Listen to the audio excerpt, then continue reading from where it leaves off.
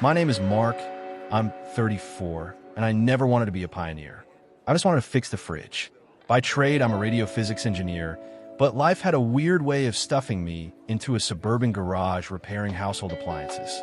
People think scientists are gray-haired guys in lab coats, hovering over particle accelerators. The truth is, the strangest things happen to the guy who just wants to figure out why the microwave screams like a humpback whale.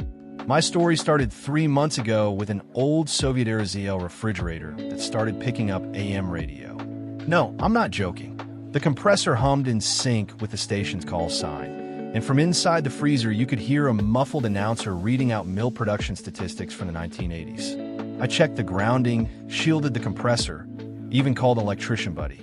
He tapped my forehead and told me to sleep more. But I'm a physicist. I know that any signal requires an antenna. The fridge was ancient, with an aluminum evaporator coil bent under the chassis, just so, forming something like a dipole array. The array caught radio waves. But why only that one station? And why did the signal persist even when I unplugged the damn thing from the wall? I found the answer in the basement.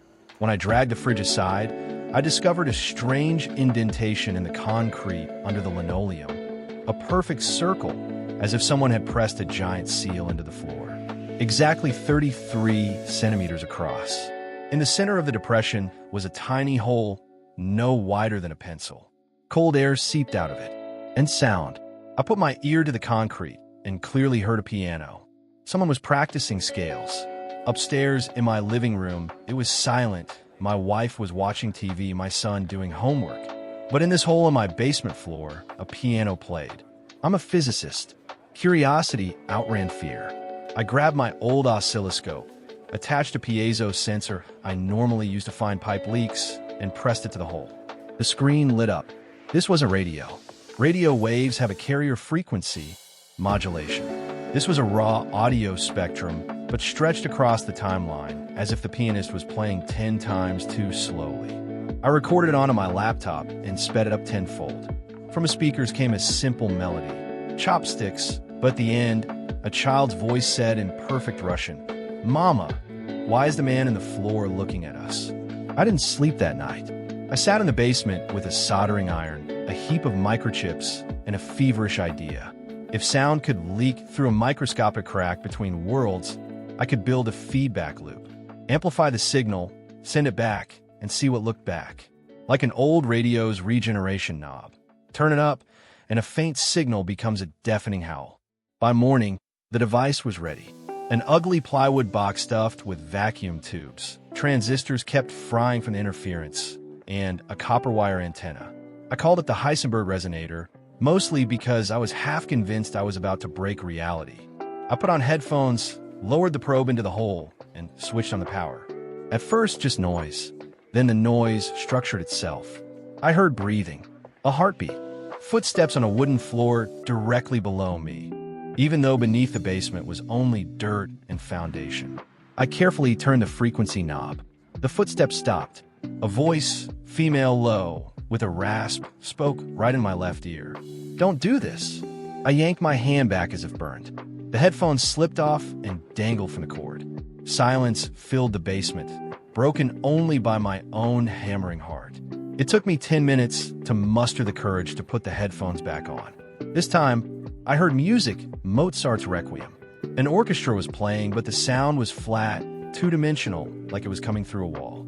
I wiggled the probe, searching for better reception, and then the world vanished. I didn't lose consciousness. I simply stopped being in my basement.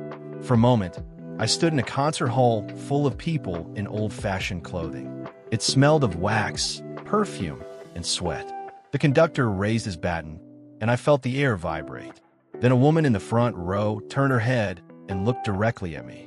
Her eyes widened. She opened her mouth to scream, and I crashed back into my basement, skull smacking the concrete floor. The augmented reality glasses I wore for eye protection, a habit from my laser lab days, had cracked. I pulled them off and saw the lenses webbed with hairline fractures, spelling out a word: leave. That was the first night. It got worse. 2 weeks later, I practically moved into the basement. I told my wife I'd taken an emergency server repair contract in the next town. In reality, I was down there refining the resonator, adding, shielding, digital signal processing, and the crown jewel, an optical interface. If sound could pass through microfractures between worlds, so could light. I ripped the camera from an old smartphone, wired it to a brightness amplifier, and aimed it into the hole. The first thing I saw on my laptop screen was my own face. Not a reflection. The face was mine, but scarred. The left eye was gone, a damp hollow in its place. The lips moved silently. I routed audio in parallel. "Found you," said the me in the hole. "Listen carefully. I don't have much time. You didn't just punch a hole in space. You punched a hole in the bulk, the membrane between all possible universes. And you're not the only one looking." The image flickered. The scarred version of me glanced over his shoulder at something unseen, then leaned closer, his single eye wide with terror. There are things that live between. They don't have bodies the way we understand. They're more like hungers that learn to vibrate. And your little resonator? It's a dinner bell. The screen went to static. The temperature in the basement dropped so fast I could see my breath. From the hole came a sound I can only describe as a choir of teeth grinding in harmony. The concrete around the opening began to sweat. Not water, but something black and oily that evaporated before it could drip. I did the only sensible thing. I yanked the plug, smashed the resonator's tubes with a hammer, and sealed the hole with 2 pounds of quick-set epoxy. Then I called my wife and told her we were going on an impromptu vacation. Far away. Anywhere. For 3 days, it worked. We stayed in a motel by the lake, and I almost convinced myself it was all a stress-induced hallucination. Then my son asked me why the man in the bathroom mirror didn't have an eye. I ran to the motel bathroom. The mirror showed my reflection, but behind me stood the scarred Mark, in the flesh this time, not a screen. He put a finger to his lips. "The hole is sealed, but the attention is still on you," he whispered. "They've marked your vibration. You're like a plucked string in an infinite orchestra, and every cosmic ear has turned your way. There's only one way to make it stop. You have to go deeper. Find the anchor." "What anchor?" I whispered back, my throat dry. In every cluster of universes, there's a world that's a keystone. The first universe that ever split. If you can reach it, you can convince it to let you go. I've been trying for 11 years. He tapped his empty eye socket. This was the price of my first attempt. Before I could ask more, he flickered and disappeared like a bad projection. My son was still standing in the doorway, pale. "Dad, who was that?" I lied. I told him it was a trick of the light, an afterimage. Then I packed the family back into the car and drove home, my mind racing. The anchor, the first universe, the keystone. The resonator was destroyed, but I still had all my notes. And the hole, though epoxied, was still there. A faint circle in the concrete, slightly colder than the rest of the floor, pulsing with a subsonic thrum you could only feel in your teeth. I had to rebuild. Not a resonator this time, but a navigator. A device to steer through the bulk, to find the anchor and end this before whatever was gnawing at the edges of my reality broke through. But I wasn't the only one with this technology. And some doors, once noticed, never fully close. I sat in the car for a long time after we got home. The garage door hung open, the basement light still on from when I'd fled 3 days earlier. My wife touched my arm and asked if I was okay. I said something about work stress, kissed her forehead, and sent her inside with our son. Then I went down the steps alone. The basement smelled wrong. Not like mold or damp, like ozone and burnt hair. The epoxy patch I'd slapped over the hole was still there, but it had cracked in a radial pattern like something had been pressing out from underneath. Through the fissures, faint blue light flickered, too rhythmic to be random. 1, 2, 3. 1, 2, 3. Like breathing. I knelt beside the hole and pressed my palm against the epoxy. It was warm, alive warm, the kind of warmth you feel when you hold a newborn or a feverish child. I wanted to tear the patch off. I wanted to run. Instead, I did what any broken-brained physicist would do.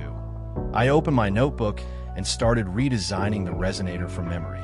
The old device had been a glorified stethoscope. What I needed now was a submarine.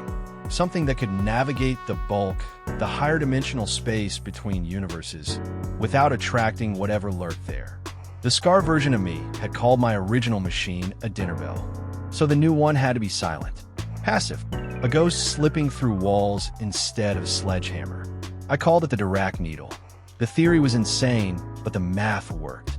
Every universe vibrates at a specific quantum frequency, a kind of cosmic fingerprint. If I could tune the needle to match a target universe's vibration, I could phase shift myself into that reality without broadcasting my position. Think of it like an encryption key. The bulk is chaos, but if you resonate in harmony with a specific world, the membrane between opens for you and only you. Building it took a month. I scavenged parts from decommissioned MRI machines, bought a surplus helium neon laser from university auction, and machined custom waveguides in my garage. My wife grew distant. My son stopped asking why I missed dinner. I told myself it was temporary, that I was doing this to protect them from the things that had marked me. The lie tasted like copper on my tongue. The night I finished the needle, I found the first note. It was tucked under the windshield wiper of my car. Plain white paper, typed in courier font. Asterisk, Mr. Vance, we know what you're building. We can help. Do not attempt phase shift without contacting us. The bleed is watching. Division 9-inch asterisk. I crumpled the note and burned it in the sink. Division 9 didn't exist. I checked every government database, every leaked intelligence archive. Nothing. But the note knew my name, my project, and a term. The bleed, that I'd only ever heard the scar mark whisper in a motel bathroom. Someone was watching. Or something. That night, I powered up the needle for the first time. It sat on my workbench like a steampunk coffin. A cylindrical chamber big enough to stand in, wrapped in copper mesh and studded with vacuum tubes that glowed a faint amber. The control interface was a repurposed EEG headset wired to a quantum random number generator. To tune the frequency, I had to think about the destination, to hold its vibrational signature in my mind like a song you can't forget. The machine would do the rest. I climbed inside and pulled the hatch shut. The interior smelled of solder and ozone. I pressed the headset to my temples and closed my eyes.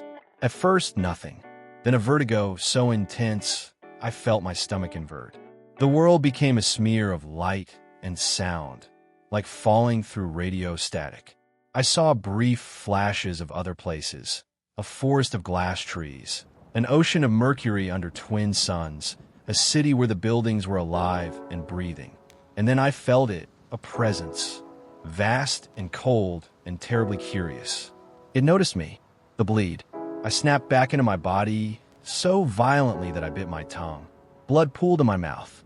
The needle's emergency shutoff had kicked in, and the chamber reeked of burnt insulation. But I'd done it. For 2 seconds, I'd touched the bulk and survived. When I stumbled out of the chamber, the scarred mark was sitting on my workbench, legs dangling. Not bad for a first try, he said. But you're still screaming your location with every jump. The bleed has your scent now. It's only a matter of time before a hound finds you. I wiped blood from my chin. What are you? Why do you keep appearing? He hopped down and walked toward me, his single eye unblinking.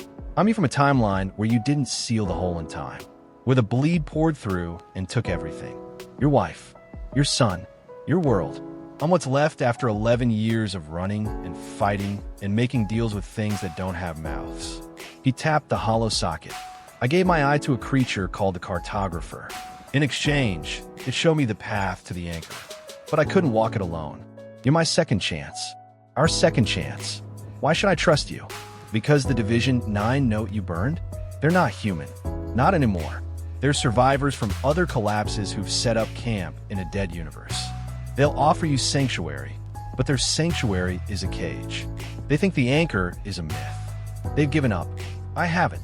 He reached into his coat and pulled out a small glass vial filled with iridescent liquid. The color shifted from gold to violet to black, depending on the angle. This is a stabilizer.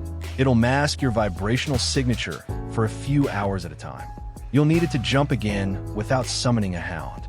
I can't stay materialized long, so listen.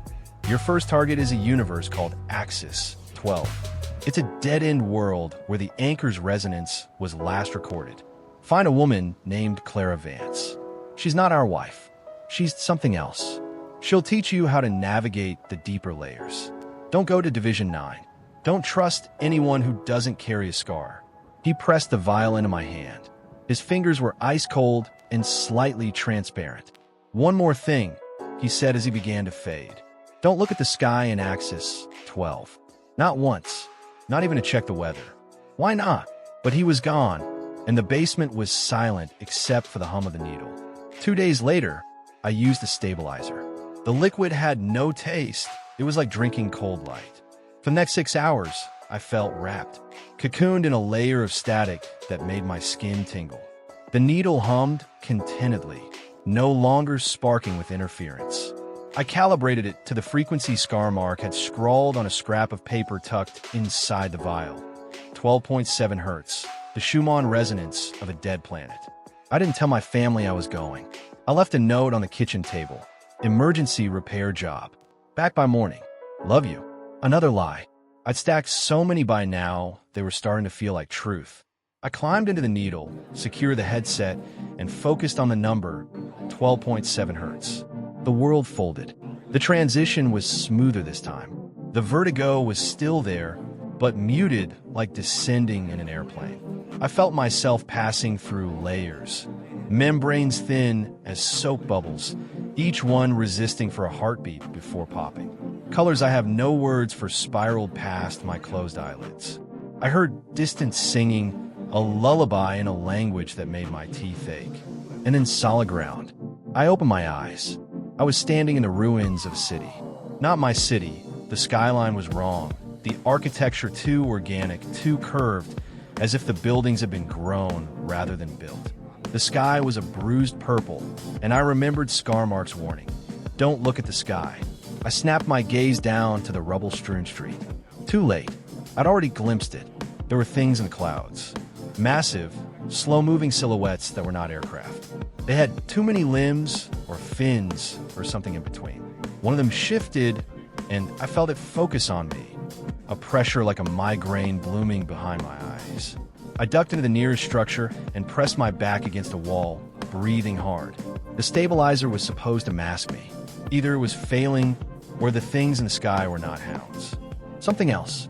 Something native to Axis 12. I waited until the pressure faded, then moved deeper into the building. It had been a school once, maybe. Desks lay overturned, their surfaces crawling with phosphorescent moss. A chalkboard still bore writing in English. The sky is not your friend. Keep your head down. Clara was here. Clara. I followed the arrows scrawled in chalk, down a stairwell, into a basement that smelled of damp earth and ozone. And there I found her. She was crouched over a portable stove, boiling water in a dented pot.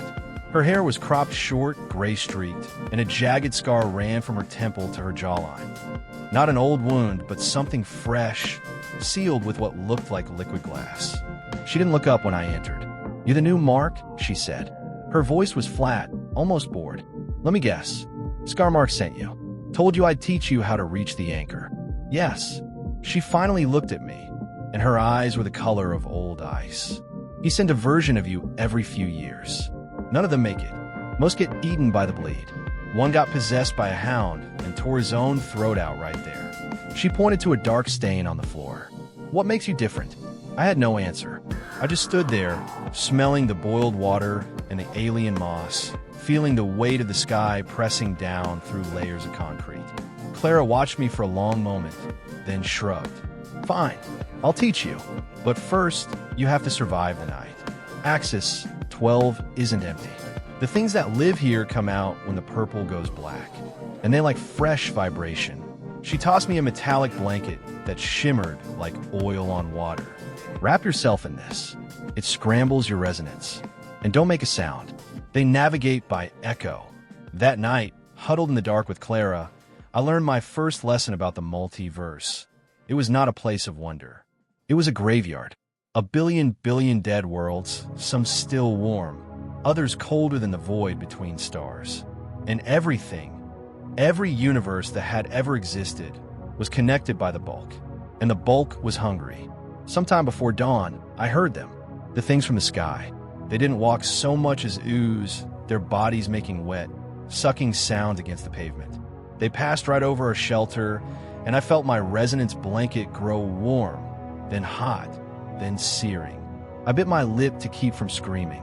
Clara stared at me with those ice chip eyes, her finger pressed to her lips. When they finally moved on, she whispered, "That was a pack of lurkers. They're scouts for something bigger, something even the hounds fear.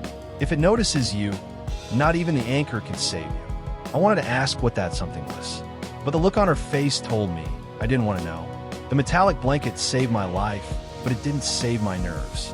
When the first gray light of Axis 12's diseased sun crept through the cracks in the ceiling, I was still shaking. Clara sat cross-legged on a pile of rubble, sipping boiled water from a tin cup, watching me with an expression that was equal parts pity and annoyance. "You'll get used to it," she said, "or you'll die. Either way, the shaking stops." I peeled off the resonance blanket. My skin was blistered where it had heated up, the burns already turning an angry red. What were those things?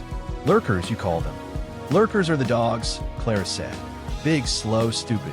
They hunt by vibration, like you learned. But they're not the real danger. They're just the ones who clean up after the Pallid. The word hit the air and stayed there, heavy as lead. Even Clara seemed to flinch when she said it. She set down her cup and leaned forward. The Pallid is y-axis, 12 is dead. It's not a creature, not exactly. Think of it as a cancer that learned to think. It spreads through the bulk, bleeding from one universe into the next, consuming everything with a resonant frequency. When it finds a world, it doesn't destroy it, it hollows it out. Every living thing, every vibration, every soul just stops, becomes part of the Pallid. The lurkers are what's left of the people who used to live here. I looked at the dark stain on the floor, the one Clara had pointed earlier. And the hounds? Scarmark mentioned hounds. Hounds are worse. Hounds are made. The bleed, the sentient chaos between worlds, creates them to hunt down anomalies. Things that don't belong. People like you and me who jump between universes without permission. The Pallid is a disease. The hounds are the immune system. She paused, her scarred face twisting. You don't ever want to meet a hound. A hound doesn't kill you. It unmakes you. Erases every version of you from every timeline. Your wife forgets your face. Your son is never born. You become less than a memory. You become a hole in the shape of a person. Silence settled over us. I thought of my wife, Emily, and my son, Leo. The idea that something could reach back through my timeline and pluck them away like they'd never existed was a colder horror than anything I'd imagined. For the first time, I understood why Scarmark had torn out his own eye. Clara stood up and stretched. Enough orientation. Scarmark sent you here to learn. So let's learn. Get up. She led me out of the ruined school and into the streets of Axis 12. The purple sky was lighter now, almost lavender, and the massive shapes in the clouds had retreated to whatever passed for their lairs. The city stretched around us, organic spires that looked like petrified coral, streets paved with something that resembled mother of pearl. It would have been beautiful if it weren't so desperately empty. Every universe has a resonant frequency, Clara said as we walked. You know that already. But what your machine does, brute forcing a frequency match, is like picking a lock with a battering ram. Effective but loud. The bleed hears it. The hounds hear it. What I'm going to teach you is how to pick the lock silently. Ow! By learning to tune yourself, your body, your mind, your quantum signature. You don't need a machine to jump. The machine is a crutch. A loud, dangerous crutch. The really experienced travelers, the ones who survive, learn to shift with nothing but their thoughts. I stopped walking. You're telling me I can jump universes just by thinking? Not just thinking, resonating. It's a state of being, not an action. It took me 6 years to master. You don't have 6 years. You have maybe 6 days before the hounds triangulate your home universe and rip it apart. So we're going to cheat. She reached into her pack and pulled out a small, pulsing orb about the size of a marble. It glowed with the same iridescent light as the stabilizer vial, but brighter, almost alive. This is a fragment of the anchor, one of the few that exist. Scarmark gave it to me years ago, before he went wrong. It can temporarily synchronize your vibration to match any universe you've already visited. It's not silent, but it's quieter than your machine. Consider it training wheels. She tossed it to me. I caught it, and the moment my skin touched the orb, I felt a rush of vertigo. Images flooded my mind. Not just Axis 12, but dozens of other universes. Worlds of fire, worlds of ice, worlds where the geometry was all wrong and the angles added up to more than 360 degrees. And somewhere, deep in the pulse of the orb, I felt the anchor. A steady, bass note thrum that seemed to hold everything together. That's the heartbeat of reality, Clara said. The first universe. The one that split into all the others. If you can reach it, you can rewrite your own vibration. Make yourself invisible to the bleed, to the hounds, to the Pallid. You can save your family. Scarmark said the same thing. Scarmark says a lot of things. He's also lied to every other version of himself he's ever met. Did he tell you about the others? The Marks who came before you. My blood chilled. He said they didn't make it. They didn't make it because he used them. He sent them into the bleed as decoys. Sacrificed them to buy himself more time. Every Mark who ever followed his instructions ended up dead or worse. You're just the latest in a long line. I wanted to argue, but the words wouldn't come. Deep down, I'd sensed something off about Scarmark. The way he'd appeared only when it suited him. The way his story had holes. Why are you telling me this? I asked. Because you're the first Mark in 6 cycles who survived his first night in Axis 12. That means something. Maybe you're different. Maybe you can actually reach the anchor instead of dying on the approach. She fixed me with those ice chip eyes. Or maybe I'm just tired of watching versions of my husband get eaten. The word husband hit me like a physical blow. I stared at her. Your husband? Emily Vance. Your wife. My counterpart. In my universe, she was my wife. We had a son named Leo. They died when the Pallid came. Scarmark pulled me out at the last second, but he couldn't save them. Or so he says. I've never been sure if he's telling the truth or if he just chose not to save them. The weight of that revelation pressed down on me. Clara wasn't just a random survivor. She was a version of Emily, my Emily from a world where we'd been together, where we'd lost everything. I looked at her scarred face, her cropped hair, her hollow eyes, and I saw my wife. 10 years older, broken by horrors I couldn't imagine, but still my wife. We're going to save them, I said, and I meant it with every fiber of my being. Clara looked away. First, we have to survive the next 10 minutes. She pointed upward. I followed her gaze and felt my heart stop. The sky was moving, not the clouds. The entire sky, the purple dome of Axis 12, was undulating like the surface of a soap bubble. And pressing against it from the outside was something immense and bone-white.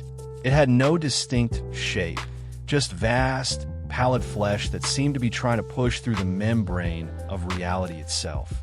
The Pallid, Clara whispered. It sensed us. The lurkers must have reported back. We need to jump. Now. But I don't know how. Use the fragment. Hold it tight. Think of my vibration. And let it pull you. I gripped the anchor fragment until its edges cut into my palm. I closed my eyes and focused on Clara. Not her appearance, but her frequency. The unique I'd sensed when we first met. The orb grew warm, then hot, and the world lurched. When I opened my eyes, we were somewhere else. A vast ocean stretched in every direction, but the water was black and still as glass. The sky was a deep crimson, lit by a dying sun. We stood on a narrow island of dark stone, barely big enough for the two of us. Where are we? I gasped. Threshold 9, Clara said, her voice tight. A waypoint universe. We're safe for now. The Pallid can't track across more than one jump at a time. But we can't stay. Thresholds are unstable. They collapse if you linger too long. I looked down at my hand. The anchor fragment was still glowing, but fainter now. How many jumps do we have to make before we reach the anchor? Clara didn't answer. She was staring at the glassy water, her face pale. Clara, I forgot to tell you, she said slowly. Threshold 9 has a guardian. Something the first travelers left behind to keep the path clear of hounds. It should be dormant, but the water rippled. A shape rose from the black depths. A serpentine form made of interlocking geometric shapes, like a living puzzle box. It had no eyes, but I felt it see me. It had no mouth, but I heard its voice in my skull. Unregistered traveler detected. State your purpose or be erased. I looked at Clara. She looked back at me with wide, terrified eyes. We don't have a purpose it'll accept, she whispered. We're not registered. We're dead. The serpent began to glow. The geometric serpent hovered above the black water, its body rotating in ways that hurt to look at, angles folding into angles, surfaces sliding through themselves like a living Escher drawing. The glow within its crystalline segments was building, cycling from deep red to searing white. Unregistered traveler detected. State your purpose or be erased. The voice wasn't sound. It was pressure. It pushed against the inside of my skull like a migraine given consciousness. Clara stood frozen beside me, her scarred face drained of color. I could see her lips moving, counting, maybe, or praying. We don't have a purpose it'll accept, she repeated. Threshold Guardians are programmed to reject anything that isn't in the registry. The registry was built by the first travelers, the architects, and they've been dead for 10 billion years. There's no one left to add new names.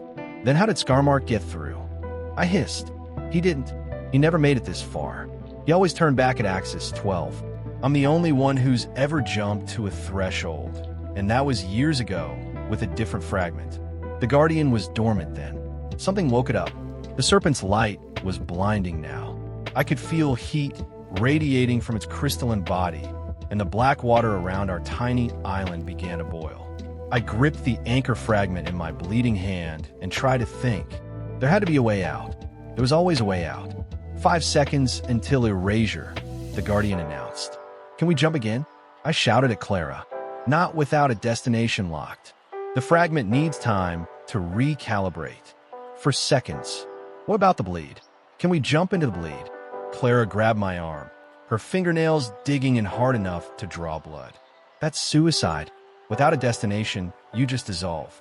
You become part of the static. 3 seconds. Maybe not, I said, and I don't know where the certainty came from. Maybe it was the fragment talking, the anchor's bass note thrum working its way into my instincts. The bleed is chaos, but it's not empty. Scarmark said I'm like a plucked string. I'm already vibrating louder than I should. If I can match the bleed's frequency instead of fighting it, I might be able to surf it, ride the static until we find a shore. 2 seconds. That's insane, Clara said. No one rides the bleed. It's not a place, it's a condition. The space between spaces. You can't steer in something that doesn't have directions. 1 second. I didn't have time to argue. I wrapped my free arm around Clara's waist, squeezed the anchor fragment until I felt it crack, and threw every ounce of my will into the most terrifying thought I'd ever had. Not a universe, not a frequency, but the absence of all frequencies. The noise between notes, the static at the bottom of reality. The Guardian unleashed its erasure beam, a column of absolute whiteness that vaporized the island where we'd been standing. But we weren't there anymore. We were falling sideways, falling inward, falling in directions that don't have names. The bleed was everything they'd said it was and worse. There was no up, no down, no forward, no back. Just an infinite expanse of color and sound and emotion, all of it hostile, all of it hungry. I felt my body trying to come apart, my atoms forgetting how to hold hands. Clara was screaming, but her voice came to me as light instead of sound, pulses of desperate blue that flickered against the chaos. I held on to her.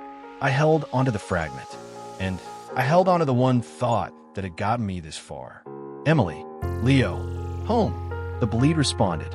It didn't like me. It hated me, hated the structure I represented, the order I was trying to impose on its beautiful entropy. But it was also curious. The same way a cat is curious about a wounded bird. It swirled around me, tasting my vibration, testing my edges. And then I felt it, a current, a flow within the chaos. The bleed wasn't just random noise. It had tides, eddies, rivers of probability that flowed towards certain destinations. The hounds used these currents to hunt. The Pallid used them to spread. And somewhere, buried deep in the static, the anchor's bass note still thrummed, pulling everything toward it like gravity. I aimed for that note. I let the current take us. We crashed back into reality so hard that I felt my bones bend.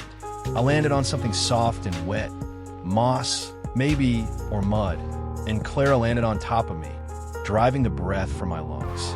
For a long moment, we just lay there, gasping, clutching each other alive. I opened my eyes. We were in a forest, not a normal forest. The trees were massive, their trunks wide as houses, their bark shimmering with bioluminescent veins that pulse slowly, like a heartbeat. The canopy above was so dense, I couldn't see the sky. Only a soft blue-green glow filtering down through leaves the size of bedsheets. The air smelled of rain and something sweet, almost like vanilla. Birds, or things shaped like birds, called to each other in musical tones that made my ears ring pleasantly.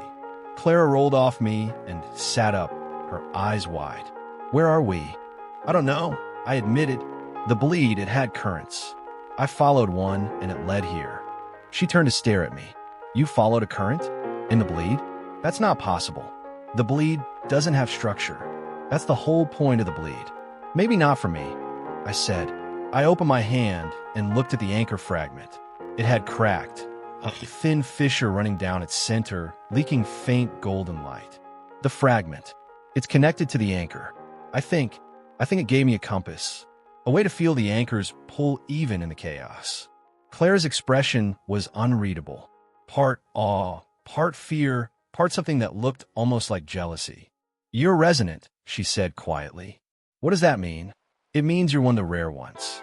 People who can naturally synchronize with the multiverse without machines, without fragments, without anything. The architects were resonant. That's how they built the thresholds and the registry in the first place. Most travelers spend decades trying to achieve what you just did by accident. She shook her head. Scarmark didn't pick you because you're expendable. He picked you because you're dangerous. Before I could ask what she meant, the musical bird call stopped. The forest went silent. Not the natural silence of creatures hiding, but the absolute, oppressive silence of something vast holding its breath. And then the voice came. Not in our heads this time, but from the air itself, from the trees, from the ground. A chorus of whispers that somehow blended into a single, terrible sentence. The resonant has arrived. The anchor has been waiting. The bioluminescent veins in the trees all pulsed at once, bright enough to blind, and when the light faded, we were no longer alone. Figures stood among the massive trunks. Dozens of them. Humanoid, but wrong. Their proportions were slightly off, their limbs too long, their heads too smooth, their eyes too large and too black. They wore robes woven from the same glowing moss that covered the forest floor, and they all stared at me with expressions I couldn't read. One of them stepped forward. I assumed it was a she, based on the shape, was taller than the others, her skin a pale silver that shimmered like moonlight on water. Her eyes were galaxies, literal swirls of stars and nebulas contained within her sockets.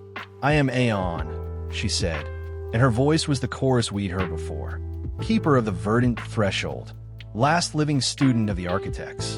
And you, Mark Vance of the Prime Sequence, are exactly 12 billion years late. I swallowed.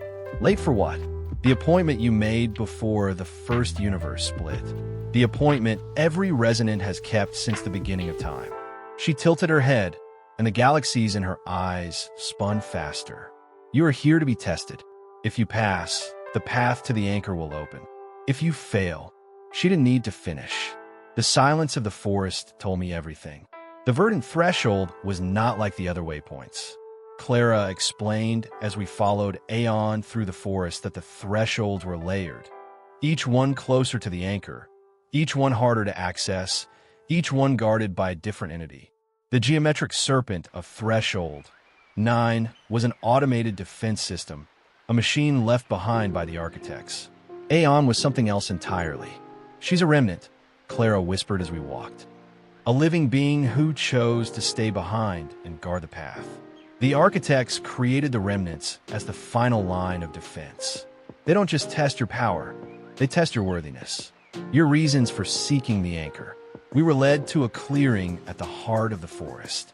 In the center stood a pool of liquid light, perfectly circular, perfectly still. The trees around it were older than the others, their trunks gnarled and ancient, their bioluminescence faded to a soft, mournful blue. Aeon stopped at the edge of the pool and turned to face me. The test is simple, Mark Vance. You will enter the pool. The pool will show you the truth of your journey. Not the truth you tell yourself, but the truth that lives in the spaces between your justifications. If you can accept that truth without breaking, you will be granted passage to the inner thresholds. If you cannot, you keep trailing off at the scary parts, I said. What happens if I can't? Aeon's galaxy eyes dimmed. The last resonant who failed is still in the pool. He has been there for 800 million years. He cannot die. He cannot leave. He can only float in the truth he could not bear. Claire grabbed my arm. Mark, don't. There has to be another way. We can find a different path. Avoid the thresholds entirely. There is no other path. On interrupted. The anchor is protected by a sequence of barriers. Each must be passed in order. The pool is the second barrier. The first was the bleed itself, which you crossed without authorization. That is why you are here, and not dead on a Blackwater island. I looked at the pool. The liquid light swirled slowly, hypnotically, promising things I wasn't sure I wanted to see.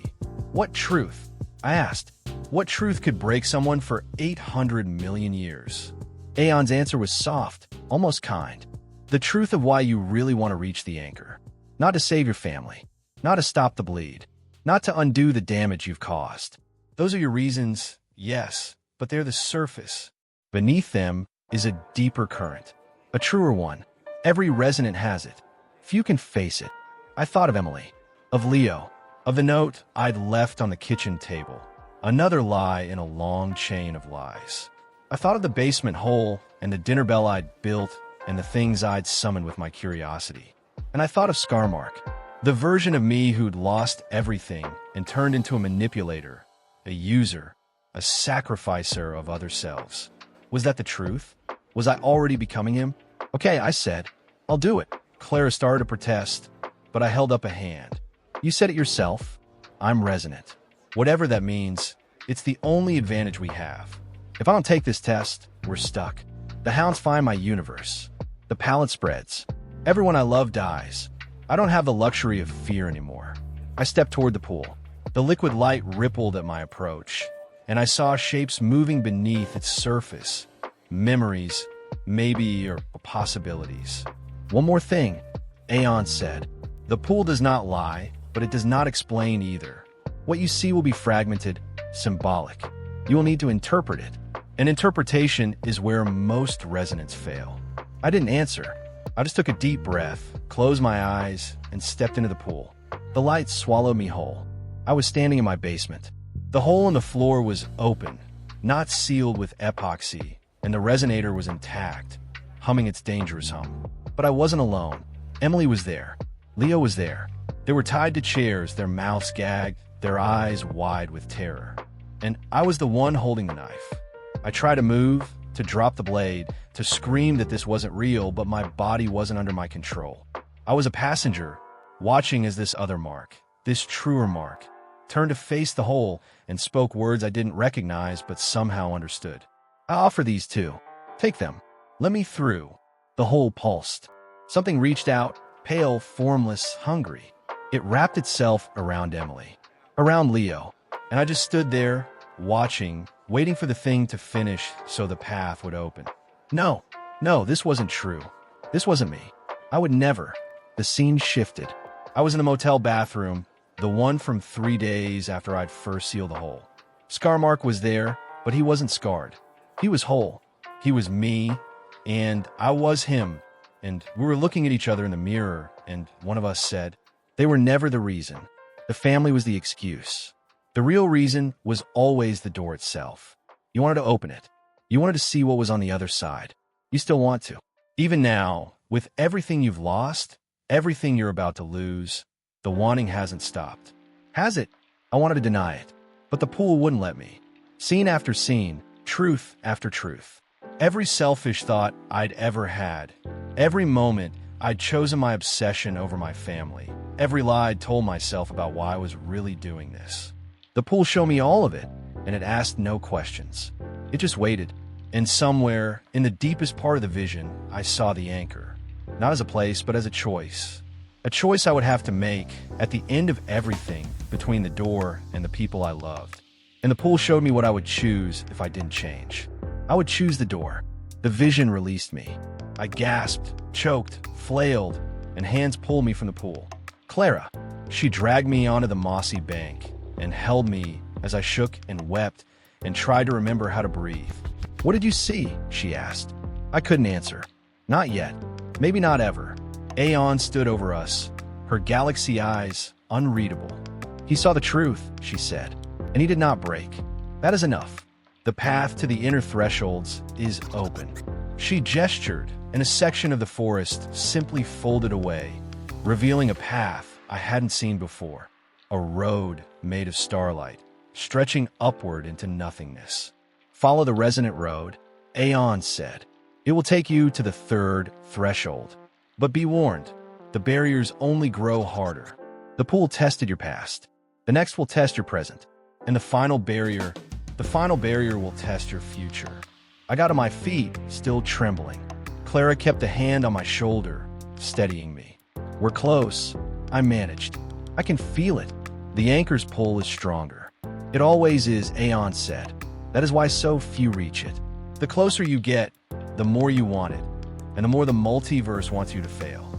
She faded back into the trees, and the forest returned to its gentle luminescence.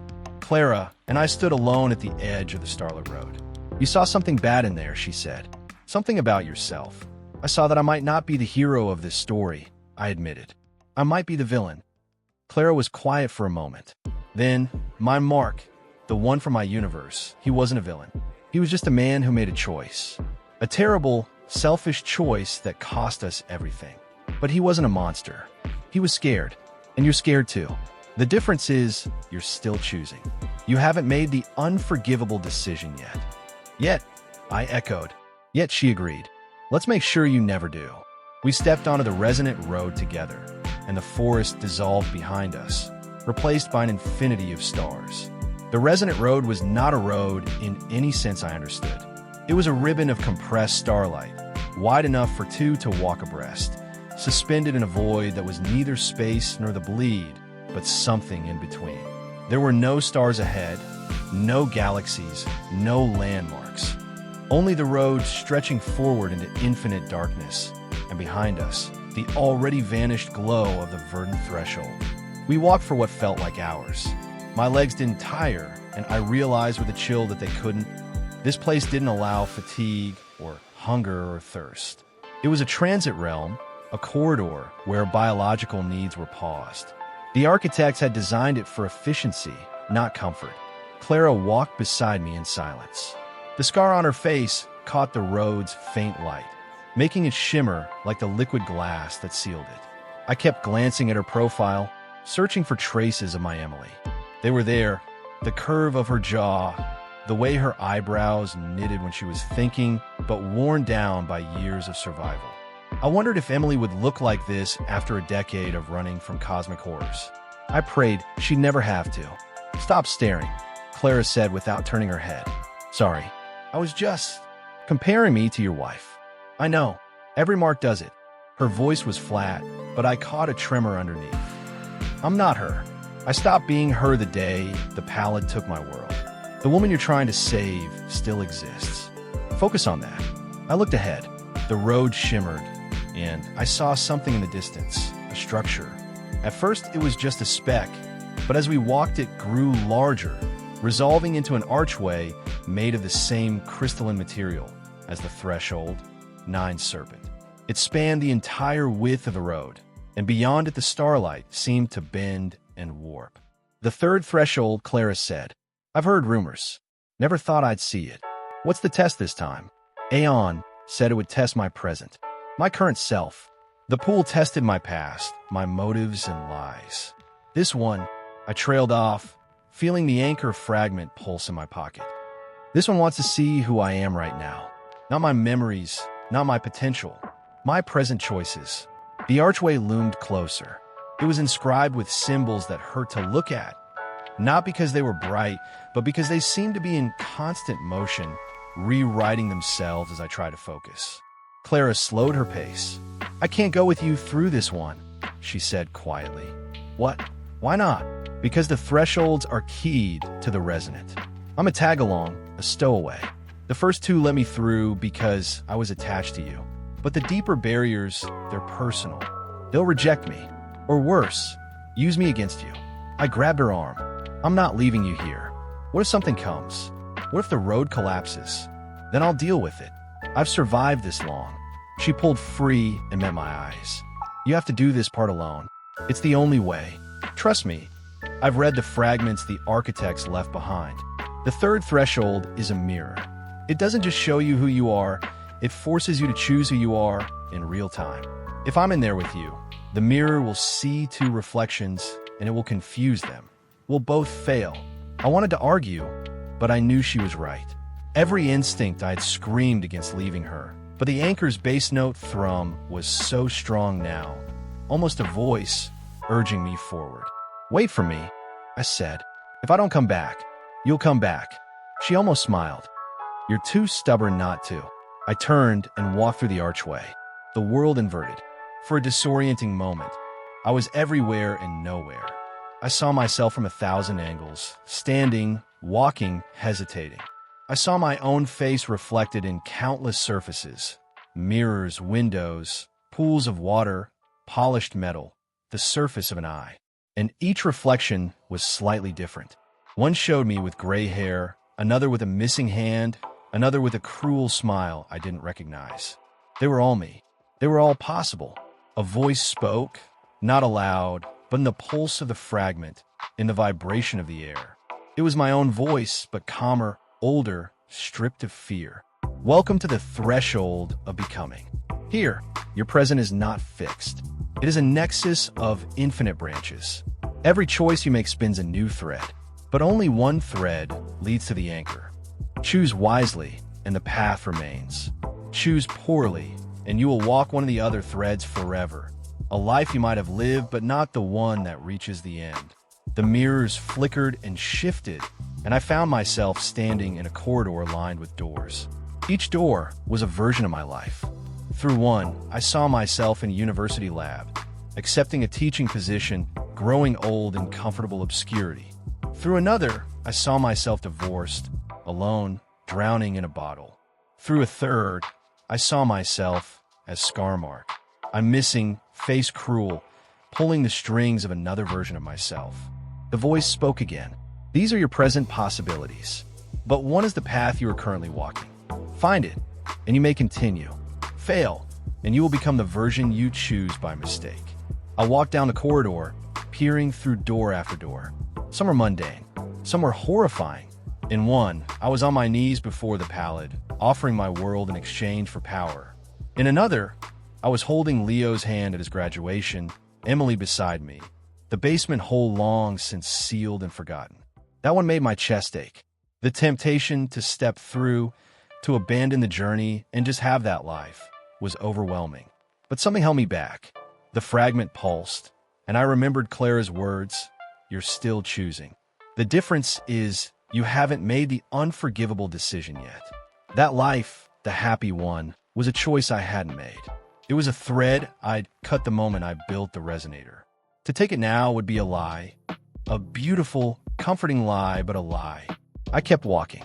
At the end of the corridor, I found a door that was different from the others. It wasn't a window into another life. It was a mirror. And in the mirror, I saw myself exactly as I was. Tired, scared, scarred from the resonance blanket, holding a cracked fragment of the anchor.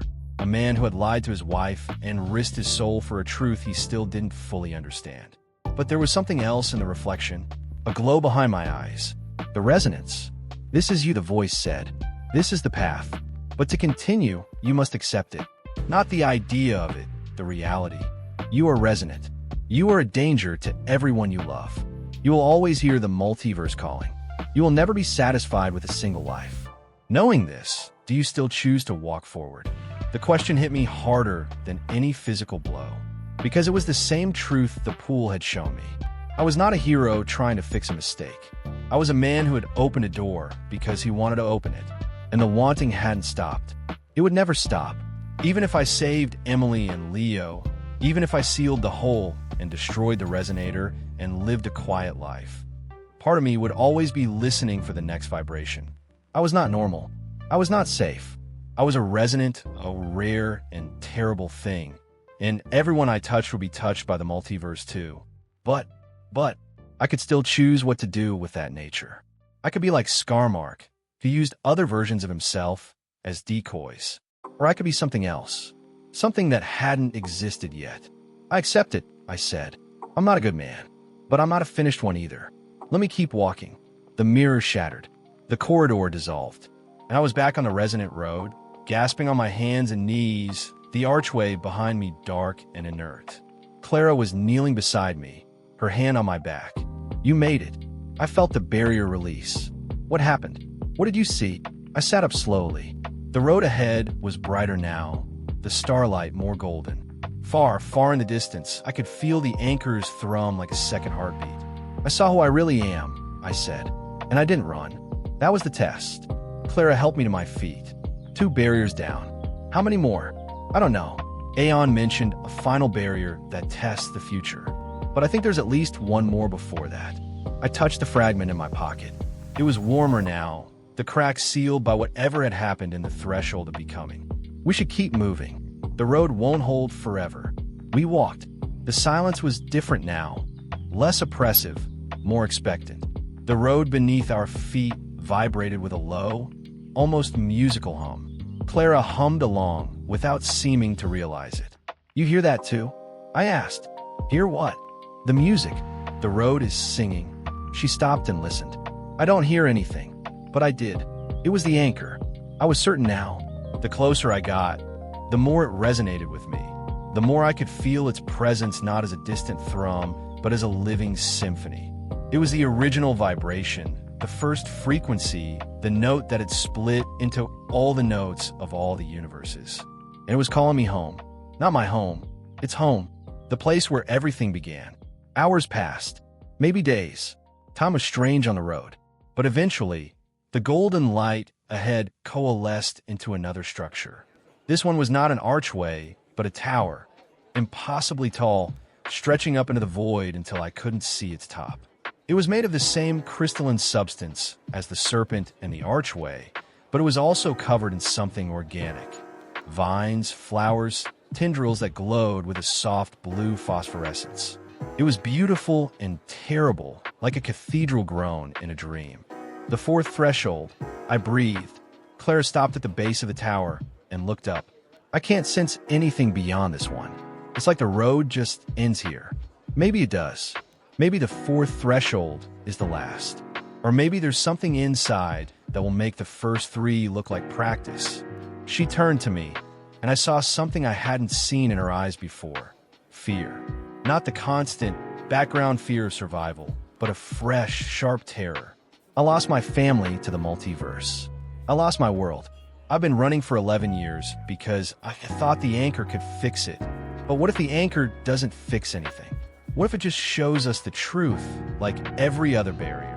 And the truth is that none of this can be undone. I took her hand. Her skin was cold and rough, but her grip was strong. Then we faced that truth together, I said. You're not just a tag-along. You're my partner. Whatever's in that tower, we face it as equals. She looked at our joined hands, then at my face. You're definitely not like the other Marks. I'll take that as a compliment. We entered the tower together. The doors, massive slabs of crystal, swung open at our approach as if they'd been waiting. Inside, the air was cool and still, and the walls were lined with more of those writhing symbols. But these I could read. The fragment translated them directly into my mind. Here stands the threshold of the witness. To pass, you must see and be seen. The eyes of the architects are upon you. Do not lie, for lies are wounds in the flesh of reality. The architects, I murmured, they're still here, or their presence is. We walked deeper into the tower. The central chamber was vast, circular, lit by a single point of light hovering far above. The light was not a star or a lamp.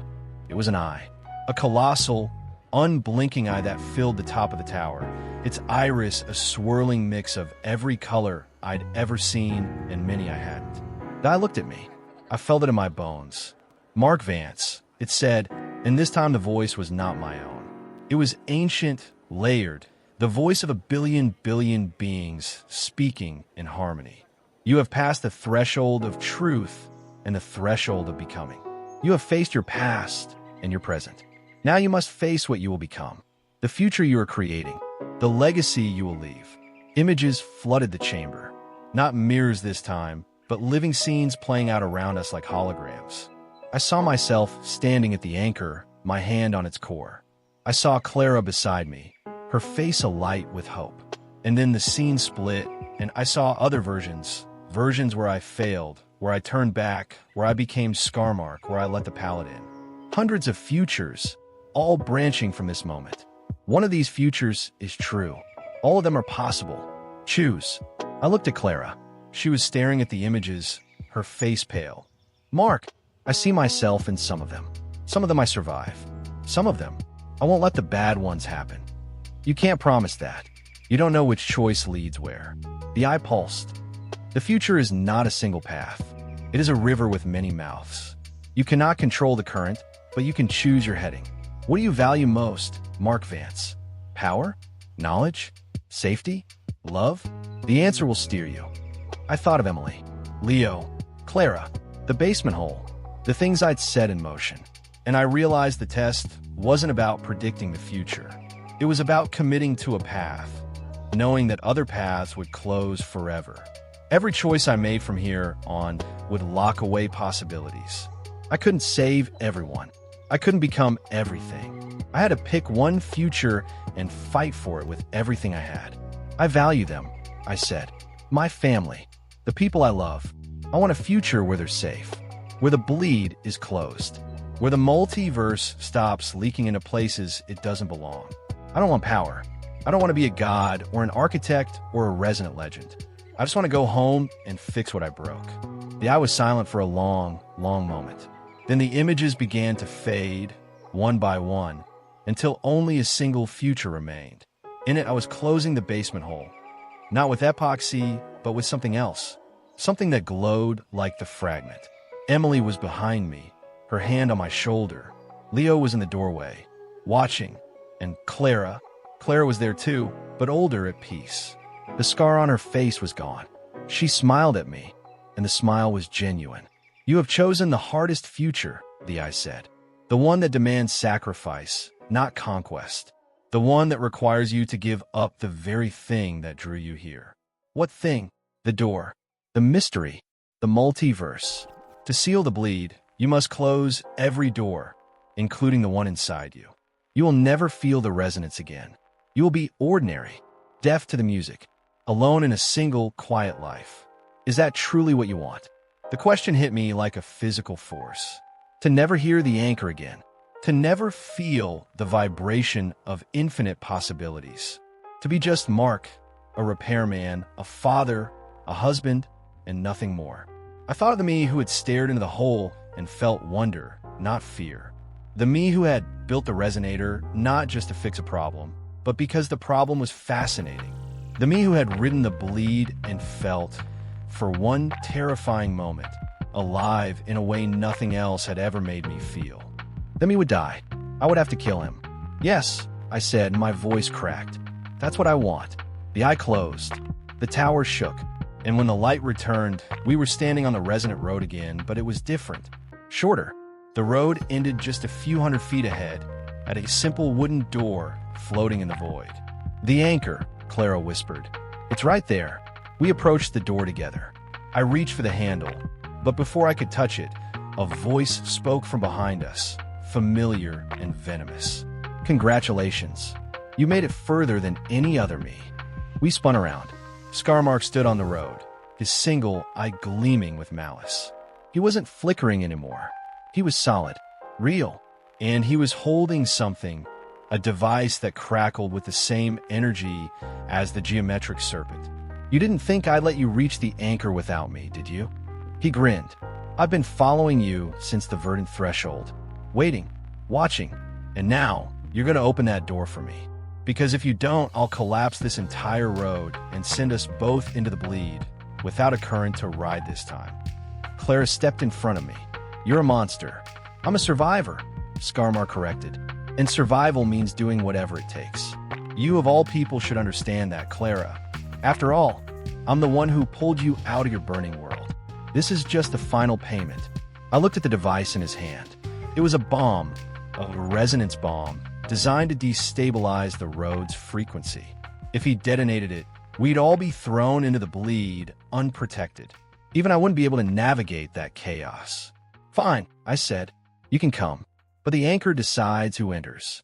You know that as well as I do. Then we'll let the anchor decide. He gestured toward the door with his free hand. After you. I turned to the door. The anchor's thrum was a roar now.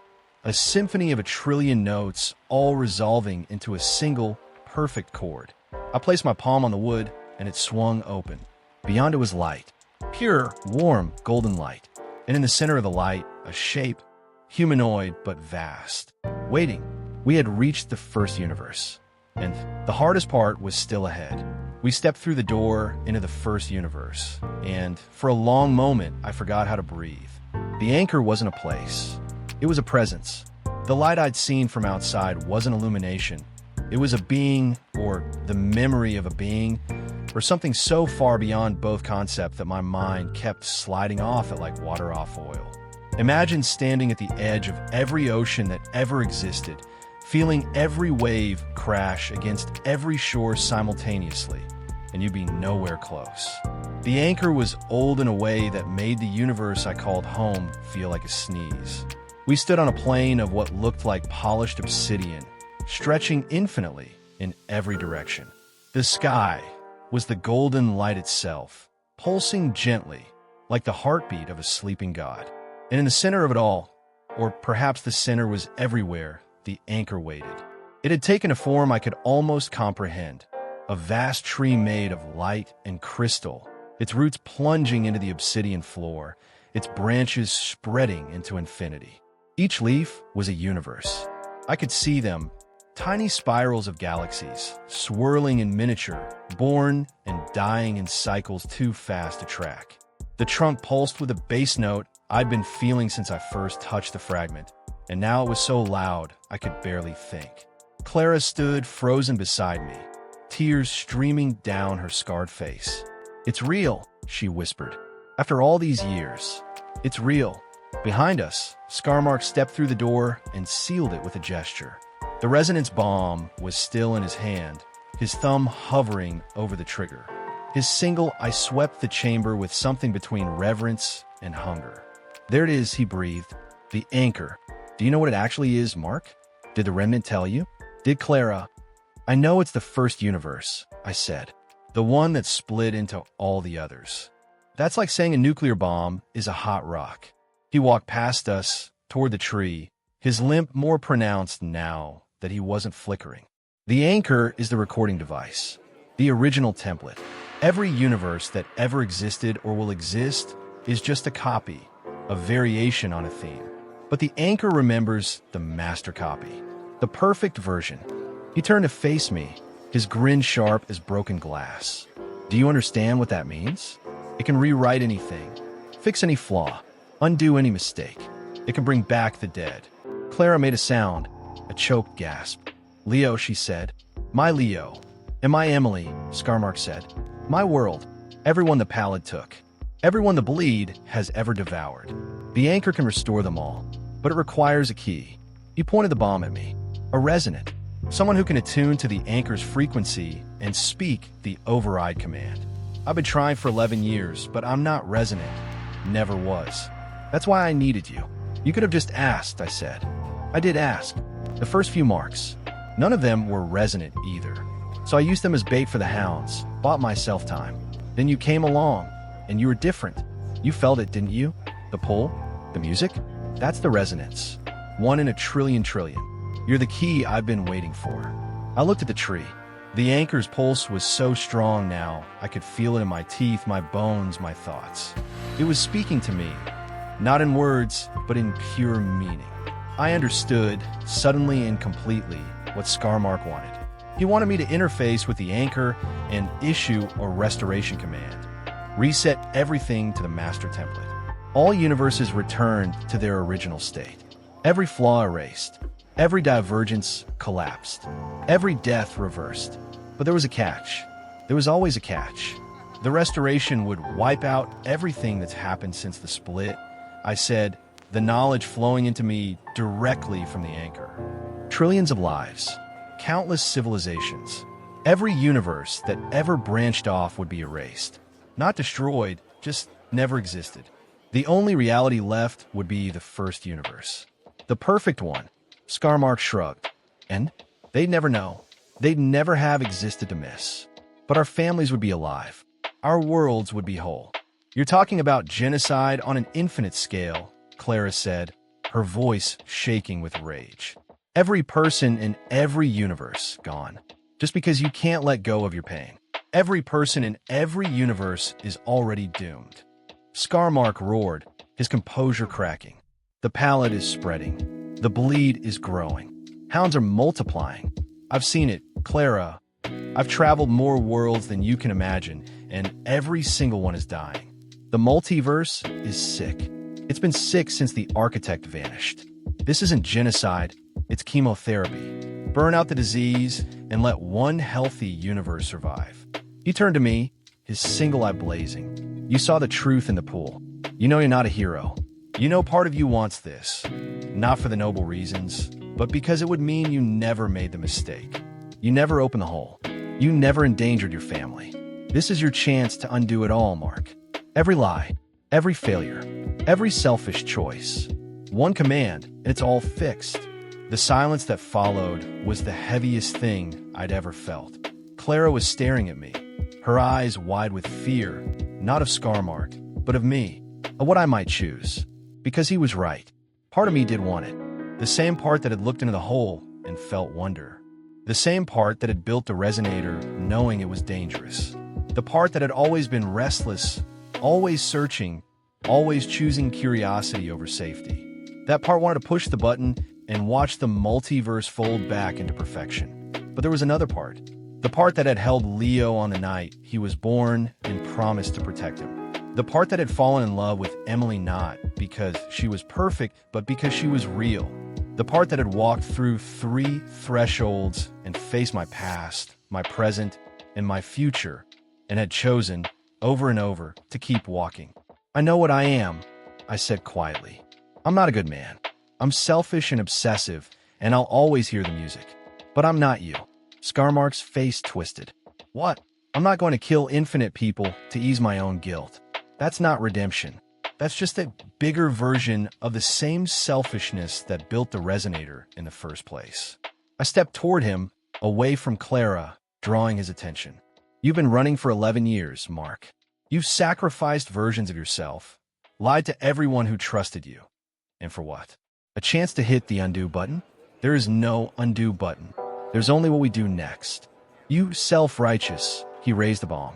I'll blow us all into the bleed. Go ahead. I spread my arms. The anchor is right here. You want to meet it? Let's meet it together. And before he could react, I turned and sprinted toward the tree. I heard him shout, heard Clara scream my name, heard the bomb begin to whine as he armed it. But I was already reaching out, already touching the crystalline bark, already opening myself to the anchor. And the anchor opened back. The interface was not gentle. It was like having every moment of existence poured directly into my skull. I saw the first universe, a single, perfect world inhabited by beings of pure resonance. The architects, they had built the multiverse as an experiment, a way to explore infinite possibilities. Each new universe was a question. What if this went differently? What if life evolved this way? What if physics worked like that? They had been scientists, artists, dreamers. And then one of them had asked a question that should never have been asked. What if nothing existed? That question had birthed the bleed. A universe of anti-existence, hungry and aware and infinitely patient. The architects had tried to contain it, but the bleed had grown, spreading through the bulk, infecting other universes, creating the Pallid and the Hounds as antibodies against existence itself. The architects had one final option: seal the multiverse permanently, close every door, lock every threshold. But to do that, they needed to sacrifice the resonance, the very thing that made them what they were. They would become ordinary, deaf to the music, mortal. Most of them refused. They fled, scattered across the multiverse, became the remnants like Aeon. Only one stayed behind. The first architect, the one who had created the anchor itself. She had poured herself into the tree, becoming its heart, and she had been waiting for billions of years for someone to finish what she started. "You are that someone," the anchor said, and her voice was the symphony I'd been hearing.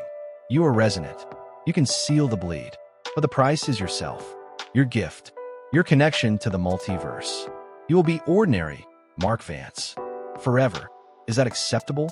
I thought of Emily, of Leo, of Clara and her lost world, of every universe out there, flawed, messy, beautiful, real. I thought of Scarmark, who had let his pain twist him into a monster. I thought of myself, standing on the edge of the same abyss. I made my choice. "Yes," I said. "Do it."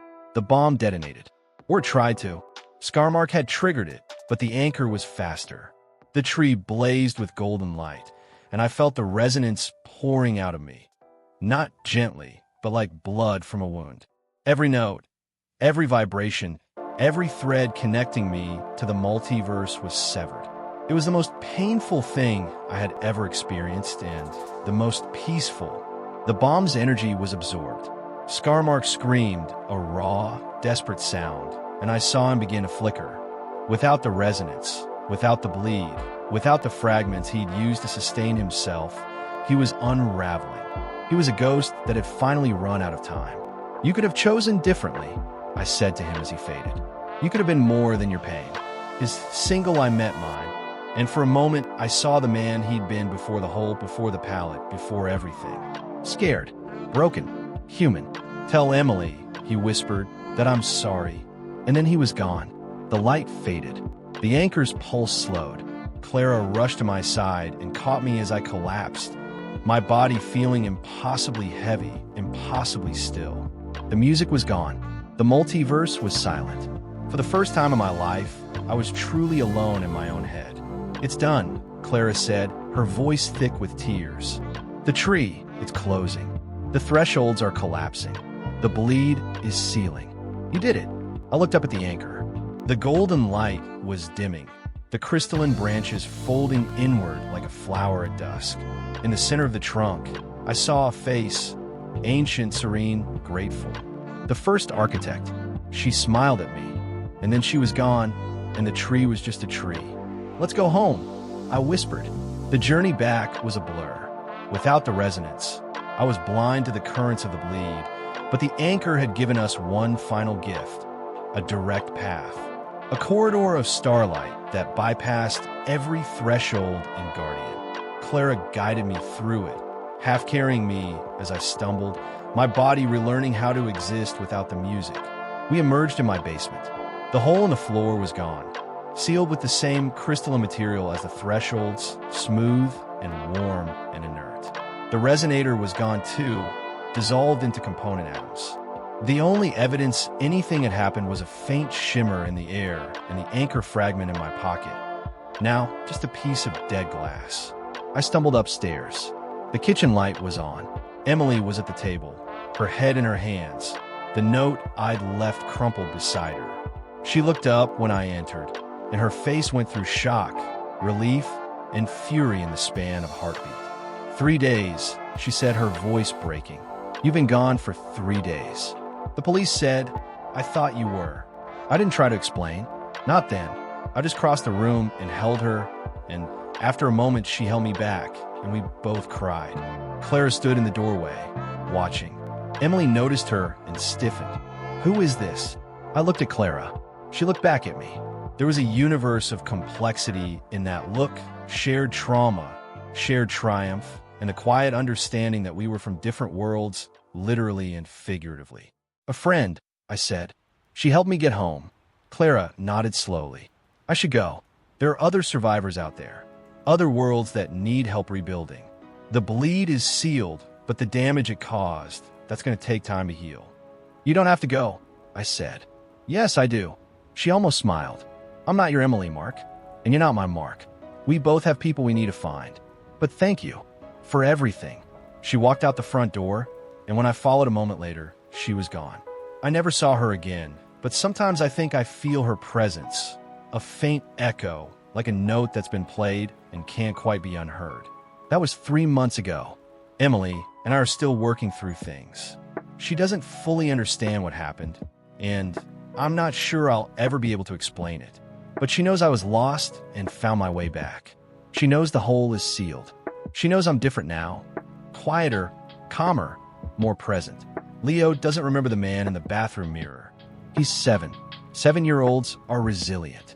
He's more interested in his new science kit than in the strange events of that winter. I watch him play and feel a gratitude so deep it hurts. The basement is just a basement now. I use it for storage. The crystal seal over the old hole is still there, but it's inert. Cold. Closed. Sometimes I catch myself staring at it, listening for a sound that will never come again. The music is gone. I'm ordinary now. Just a repairman, a father, a husband. The multiverse is out there. Infinite worlds spinning through infinite possibilities, but I can't hear them anymore. I can't feel the resonance. I can't ride the currents of the bleed. I thought I would miss it, and part of me does. The part that first looked into the hole and felt wonder, not fear. The part that built the resonator and tasted something like transcendence. That part will always be there, a ghost in my chest, whispering about doors that should never have been opened. But every morning, I wake up next to Emily. Every evening, I help Leo with his homework. Every night, I look at the stars and know that somewhere out there, in a universe I'll never visit, Clara is doing the same. The anchor gave me a choice, the music or the people I love. I chose the people. I will always choose the people. And if there's one thing I learned from my journey through the multiverse, it's this. Every choice we make spins a new thread. Every moment is a door. We can't undo the past, but we can choose the future, one decision at a time, one day at a time, one quiet, ordinary, precious life at a time. I sealed the hole. I closed the door. I killed the part of me that longed for infinity. I don't regret it. 6 months after I sealed the hole, Clara came back. It was a Tuesday. I remember because Tuesdays were when I took Leo to his piano lessons, and I was sitting in the car outside the music school, scrolling through my phone when someone tapped on the passenger window. I looked up, and there she was, thinner than before, her hair longer and pulled back in a tight braid, the glass-sealed scar still glinting on her cheek. She wore clothes from my world now. Jeans, a plain gray sweater, a canvas jacket. She could have passed for anyone, but her eyes were still ice-chip pale, and they still held the weight of 11 years of running. I unlocked the door. She slid into the passenger seat and closed it softly, like she was afraid of making noise. "You're hard to find," she said. "You moved. We needed a fresh start." I'd sold the old house 3 months ago. The basement had started to feel like a grave. We'd moved to a smaller place across town. No basement, no garage, no room for resonators. Emily had picked it out. She said it felt lighter. I didn't argue. "How did you find me?" "Old habits. I still have contacts. People who travel." She paused, and I saw her hands were shaking. "Mark, something's happened." The last time someone had said those words to me, I'd ended up riding the bleed and facing down a version of myself who wanted to erase infinity. I felt my chest tighten. "What?" "After you sealed the bleed, we thought it was over. The hounds stopped hunting. The Pallid spread slowed, then stopped entirely in some sectors. Survivors started rebuilding. For a few months, it felt like we'd actually won." She looked down at her hands. But the bleed wasn't just a disease. It was a balancing force. The architects designed the multiverse to have 2 poles, existence and anti-existence, pushing against each other. The bleed was the anti-existence pole. When you sealed it, you cut off one end of the magnet. And now, she didn't finish. I felt a chill that had nothing to do with the car's air conditioning. Now what? Now, the multiverse is destabilizing. Without the bleed to push against, the resonance is growing unchecked. Universes are vibrating themselves apart. Some are collapsing into each other, merging in ways that shouldn't be possible. Others are just burning out, like candles with too much oxygen. She met my eyes. The anchor sealed one wound, but it opened another. And there's a group, former travelers, mostly, who think they know how to fix it. They want to build a new bleed, a controlled one. I stared at her. That's insane. I know, but they're desperate. They've already started constructing a device, a resonance bomb, they call it. Not like the one Scarmark had. Bigger. They want to detonate it in a dead universe and create an artificial anti-existence field. Something they can control. Something that will push back against the runaway resonance and stabilize the multiverse. She took a breath. The problem is they need a resonant to trigger it. Someone who can attune the bomb to the exact frequency they need. And you're the only confirmed resonant anyone knows about. The silence in the car was oppressive. I could hear Leo's piano lesson drifting through the music school's open window. Scales, up and down, simple and orderly. No, I said, absolutely not. I'm done. I gave up the resonance. The anchor took it from me. The anchor suppressed it. It didn't destroy it. Clara's voice was gentle but insistent. You can't destroy resonance. It's part of your fundamental structure. The anchor just disconnected you from the multiverse. Made you deaf. But the hardware is still there. It can be reconnected. I don't want it reconnected. I have a life now. A real one. Emily and I are in counseling. Leo's doing well in school. I'm fixing refrigerators again. I'm normal. You're not normal, Mark. You were never normal. And normal isn't going to save the multiverse. She reached into her jacket and pulled out a small device. A projector, I realized. It flickered to life, displaying a hologram above the dashboard. This is what's happening right now. The hologram showed a universe. I didn't recognize it, some world with green skies and floating continents. But I could see what was wrong. The continents were shaking, cracks spreading through them like ice breaking up in a thaw. The green sky was flickering, patches of it turning black, then white, then colors I couldn't name. And as I watched, the entire universe began to fold inward, collapsing like a paper lantern in a fire. That was Threshold 9, Clara said. The guardian serpent is dead. The black water is gone. The entire threshold collapsed 3 weeks ago. It was the first. It won't be the last. She cycled through more images. More universes dying. Some went quietly, just fading out like old light bulbs. Others went violently, tearing holes in the bulk that spilled chaos into neighboring realities. I saw creatures that looked like the lurkers of Axis, 12 fleeing through cracks in space, only to dissolve as the resonance overtook them. The travelers that want to build the new bleed call themselves the Equilibrium, Clara said. They're not evil.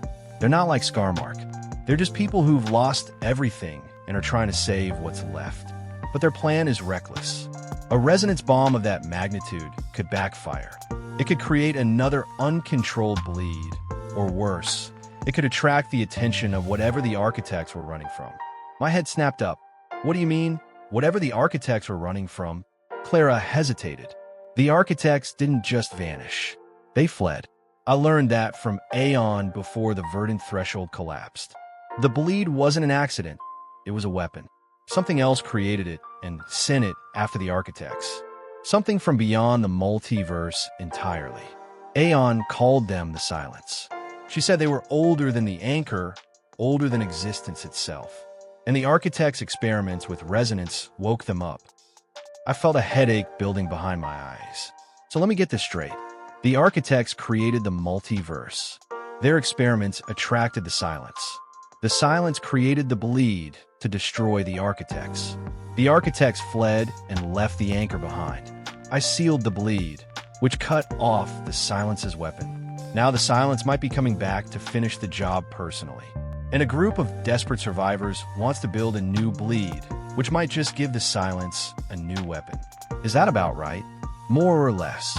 I leaned back in my seat and closed my eyes. 6 months. I had 6 months of peace, of pancakes on Sunday mornings, of helping Leo with his multiplication tables, of sitting on the porch with Emily, not talking, just being together. I thought I was done. I thought the sacrifice was over. Why me? I asked quietly. Why does it always have to be me? Because you're the one who opened the hole in the first place, Clara said, and her voice was not unkind. You're the one who built the resonator. You're the one who drew the bleed's attention. You didn't cause the multiverse's problems, Mark, but you were uniquely positioned to help fix them. You faced the bleed and survived. You've walked the thresholds. You've touched the anchor. There's no one else with your experience. No one else with your resonance. I opened my eyes. Leo's piano lesson was ending. I could see him through the window, packing up his sheet music, laughing at something his teacher said. He looked so small, so breakable. If I do this, I said, I need guarantees. My family stays safe. No one from the equilibrium comes near them. No one uses them as leverage. And when it's done, whatever happens, I come home. I don't stay out there. I don't become a traveler. I come home and I stay home. Clara nodded. I'll make sure of it. The equilibrium has agreed to my terms. They know you're the only option. They'll play by your rules. They'd better. I started the car. I need to talk to Emily first. If she says no, the deal's off. I won't lie to her again. Emily didn't say no, but she didn't say yes either. I told her everything that night after Leo was in bed. Not the abbreviated version I'd given her before, the whole truth. The multiverse, the bleed, the thresholds, Scarmark, Clara, the anchor. I told her about the resonance and the pool and the mirror in the eye. I told her about the collapsing universes and the equilibrium and the silence and the bomb. When I finished, she sat very still for a long time. Her coffee had gone cold. Outside, a car passed, its headlights sweeping across the living room wall. You lied to me, she said finally. For months. You let me believe it was over. I know. I'm sorry. You're always sorry. Her voice cracked. Every time you come back, you're sorry. But you keep leaving. You keep choosing whatever's out there over us. I had no defense against that. She was right. Every time I told myself I was doing it for them. But the pool had shown me the truth. Part of me had always been doing it for myself. For the door. For the mystery. But I wasn't that man anymore. I'd killed him at the anchor. This time is different, I said. I'm not going because I want to. I'm not going because I'm curious or obsessed or running from my problems. I'm going because if I don't, there might not be a world left for Leo to grow up in. The collapses are accelerating. Clara says it could reach our universe within a year. I can't just sit here and wait for the sky to fall. Emily looked at me, really looked, the way she used to before the basement, before the lies. You promise you'll come back? Really come back? Not half of you, not a version of you, not a ghost. I promise. And after this, it's over. No more multiverse, no more bleed, no more Clara showing up at our doorstep with another crisis. I didn't know if that was a promise I could keep. The multiverse was infinite. Crises were infinite. But I knew what she needed to hear, and I knew what I needed to be true. After this, I'm done. Whatever it takes. I'll find a way to permanently shut down my resonance. I'll make sure no one can ever drag me back in. I just want to be here. With you. With Leo. That's all I've ever really wanted. It wasn't entirely true, but it was true enough. And Emily, God bless her, chose to believe it. Then go, she said. Fix it, and come home. The next morning, Clara took me to meet the equilibrium. Their headquarters were not in some distant universe. They were right here on Earth. My Earth, hidden in plain sight. An old missile silo in rural Montana, decommissioned in the 1980s, now retrofitted with technology that made my resonator look like a child's toy. The travelers who greeted us were a mixed group, some human, some not. I saw a woman with silver skin who might have been from the Verdant Threshold. I saw a man whose eyes were galaxies, another remnant or something like one. I saw ordinary people, tired and scarred, who had lost their worlds and were fighting to save what remained. Their leader was a man named Elias. He was tall and gaunt, with the hollow cheeks of someone who'd been starving for a long time. His eyes were kind, but there was a desperation behind them that made me uneasy. "Thank you for coming," he said as he led us through the silo. "I know you have no reason to trust us, but the situation is worse than Clara may have told you. We have weeks, not months. The resonance is expanding exponentially. If we don't create a counterbalance soon, the entire multiverse will tear itself apart." "What about the silence?" I asked. Clara said the original bleed was their weapon. "If we build a new one, won't that attract their attention again?" Elias paused. We were standing in a large circular chamber, its walls lined with screens showing feeds from dozens of universes. Most of them showed the same thing: stars flickering, planets cracking, reality coming apart at the seams. "The silence is a risk," he admitted, "but it's a risk we have to take." The architect's bleed was uncontrolled, a wild, hungry thing. Ours will be different. We've spent years studying the Anchor's records. We know how to build a resonance field that will contain the bleed, keep it stable, and allow us to control its intensity. It won't be a weapon. It will be a regulator, a valve, and you need me to trigger it. Yes, the bomb requires a resonant to calibrate its frequency. Without you, it's just a very expensive paperweight. I looked around the chamber. The screens, the faces, the weight of dying universes pressing down on all of us. "Show me the bomb," I said. Elias led me deeper into the silo, to a chamber that must have once held a nuclear warhead. Now it held something far more dangerous. The resonance bomb was a sphere about 10 feet in diameter, made of the same crystalline material as the thresholds. It pulsed with a faint light that I could feel more than see, a vibration that made my teeth ache and my eyes water. But that was all I felt. The music I'd once heard so clearly was still silent.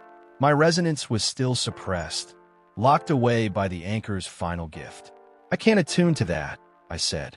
"The Anchor took my resonance. I'm deaf now." "We know," Elias said. "That's why we built this." He gestured to a smaller device sitting beside the bomb, a chair, or something like a chair, with a headset and a series of crystalline probes. It looked disturbingly like the interface I'd built for the Dirac needle. "This is a resonance amplifier. It will temporarily restore your connection to the multiverse, long enough for you to calibrate the bomb. The process is unpleasant. The Anchor's suppression is powerful. Breaking through it will be like tearing a muscle you haven't used in years. But it should work." "Should?"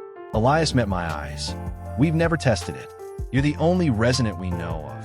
There's a chance the amplifier could burn out your resonance permanently, or kill you. I won't lie to you. This is dangerous." I looked at the chair. I looked at the bomb. I thought about Leo's piano scales, Emily's cold coffee, the way the sun came through our new kitchen window in the morning. "I've survived worse," I said. "Let's get this over with." The chair was cold against my back. Not just temperature cold. Something deeper, like the cold of a winter night seeping through a window frame. I sat in it for 10 minutes before Elias and his technicians finished their calibrations, staring at the resonance bomb's pulsing crystal sphere and trying not to think about what it would feel like to have my connection to the multiverse ripped open again. Clara stayed by my side the whole time. She didn't speak much, but her presence was steadying. I wondered if she'd been this way with her Mark, the one from her world before the Pallid came. Quiet support, unspoken loyalty. I wondered if she'd been the one to hold things together when everything fell apart. "The amplifier is ready," Elias said, approaching with a tablet in his hand. "We've tuned it to your specific vibrational signature. The process will take about 30 minutes. During that time, you'll experience a gradual return of your resonance. It will start as a hum, then a melody, then a full symphony. You must not try to control it at first. Let's settle. Once you're fully attuned, we'll guide you through the bomb's calibration sequence." "And if the silence notices?" I asked. "You said the architect's resonance woke them up. Will mine do the same?" Elias hesitated. "We've taken precautions. This silo is shielded with threshold crystal, the same material the architects used to protect the Anchor. It should mask your signature long enough for us to complete the calibration and deploy the bomb. After that, the new bleed will create a standing interference pattern. The silence won't be able to detect anything through it." "Should," I said. That word keeps coming up. Everything about this is a calculated risk. Elias met my eyes. I won't pretend otherwise. But we've run the simulations. The probability of attracting the silence during the calibration window is less than 3%, and the probability of the amplifier killing me, a longer pause, 17%. But those odds improve significantly if you remain calm and let the process guide you. Panic will cause the resonance to spike. Spikes attract attention, and they can cause feedback in your nervous system. I laughed, a short, hollow sound. So don't panic while having my soul ripped open. Got it. Clara put her hand on my shoulder. You faced worse. The bleed, the pallid, the pool. A chair isn't going to be what takes you out. Famous last words. She almost smiled. It was fleeting, but it was there. Then she leaned closer and lowered her voice. There's something else. Something Elias didn't tell you in the briefing. I tensed. What? The silence isn't just a species or an empire. Aeon told me more before the Verdant Threshold collapsed. Things she'd been holding back for eons. The silence is the opposite of the anchor. It's not a being. It's an absence that learned to want. When the architects first split the multiverse, they created a wound in the fabric of actuality. The silence is the scab over that wound. A living, thinking absence that wants to return everything to the way it was before existence. No universes. No life, no sound, just quiet. A scab, I repeated, a scab that's been growing for billions of years. The bleed was just its first attempt to scrape away the infection. Now that the bleed is sealed, the silence is going to try something else. No one knows what, but Elias is wrong about one thing. The silence isn't waiting to be attracted. It's already here. It's been here since the architects fled. It's been watching, biding its time. How do you know this? Because I saw it. At Axis 12, the thing in the sky, the Pallid, wasn't just a leftover bleed creature. It was a fragment of the silence itself. When the Pallid consumed my world, it wasn't random destruction. It was probing, testing, learning how to unmake our kind of existence. She gripped my shoulder harder. The silence knows about resonance. It knows you're the one who sealed the bleed. And if it knows you're here, it will try to stop you. Before I could respond, Elias called out, "We're ready. Mr. Vance, please place the headset over your temples." I looked at Clara. She looked back, her ice chip eyes full of something I couldn't name. Fear, maybe, or hope, or both. If I don't make it, I said, tell Emily I kept my promise. Tell her I came back as far as I could. Tell her yourself, Clara said. You're going to survive this. I put on the headset. The crystalline probes pressed against my skull, cold and sharp. Elias counted down from 10. At 0, the amplifier activated, and the universe came crashing back. The first sensation was pain. Not physical pain, though my body seized and arched against the chair's restraints, but a deeper pain, a soul pain, like a limb that had been amputated suddenly regrowing. The anchor had suppressed my resonance by wrapping it in silence. The amplifier ripped that silence away. I felt the multiverse pour into me like water through a broken dam, and I screamed. Colors I hadn't seen in 6 months exploded behind my eyes. Every frequency, every vibration, every thread of connection I'd once taken for granted slammed into my consciousness. I could hear the anchor, still distant, still singing its bass note symphony. I could hear the dying screams of collapsing universes. I could hear the hum of the bomb, the buzz of the silo's electronics, the whispered conversations of the technicians, and beneath it all, a sound I hadn't expected, a high, keening note that seemed to come from everywhere and nowhere at once. The note of the silence. It was watching. I could feel it now. Not as a presence, but as an absence, a hole in the fabric of reality shaped like an eye. It was fixed on me. It had been fixed on me since the moment I'd stepped through the anchor's door. And now that my resonance was active again, it could see me clearly. Stabilize him, Elias shouted. His vitals are spiking. Let it settle, Clara snapped. You said yourself, he needs to let it settle. I fought to control my breathing. The symphony was overwhelming, a trillion notes all playing at once.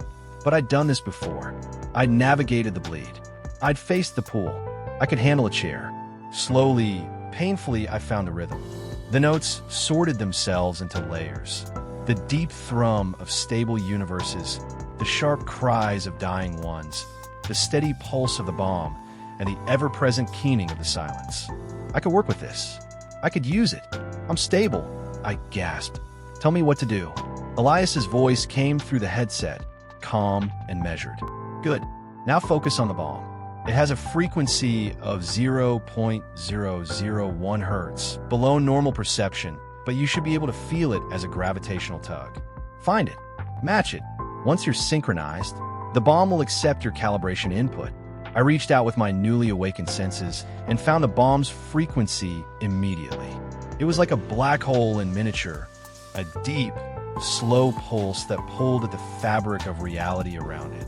I matched my resonance to it, and the bomb responded, its crystalline surface brightening. Good, Elias said. Now the calibration. We need you to set the expansion rate and containment field strength. The values will appear in your mind as mathematical constructs. Adjust them until they feel balanced, a stable push-pull between existence and anti-existence. Numbers flooded my consciousness.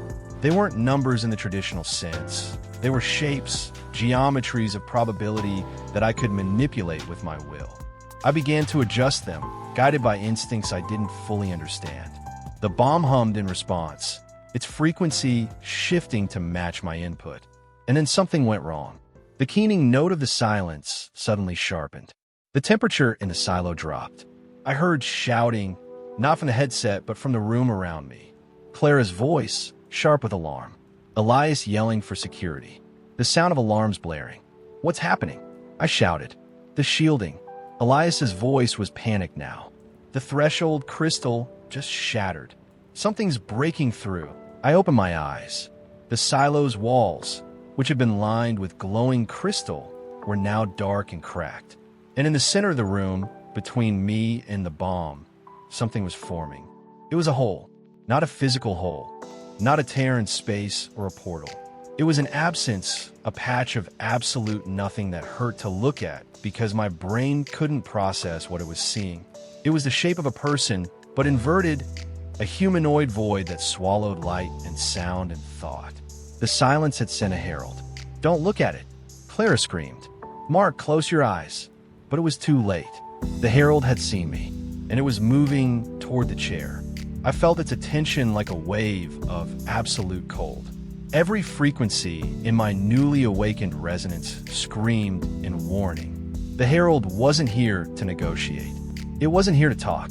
It was here to unmake me, to scrape me out of existence like a stain on a window. The bomb, Elias shouted. Calibrate the bomb.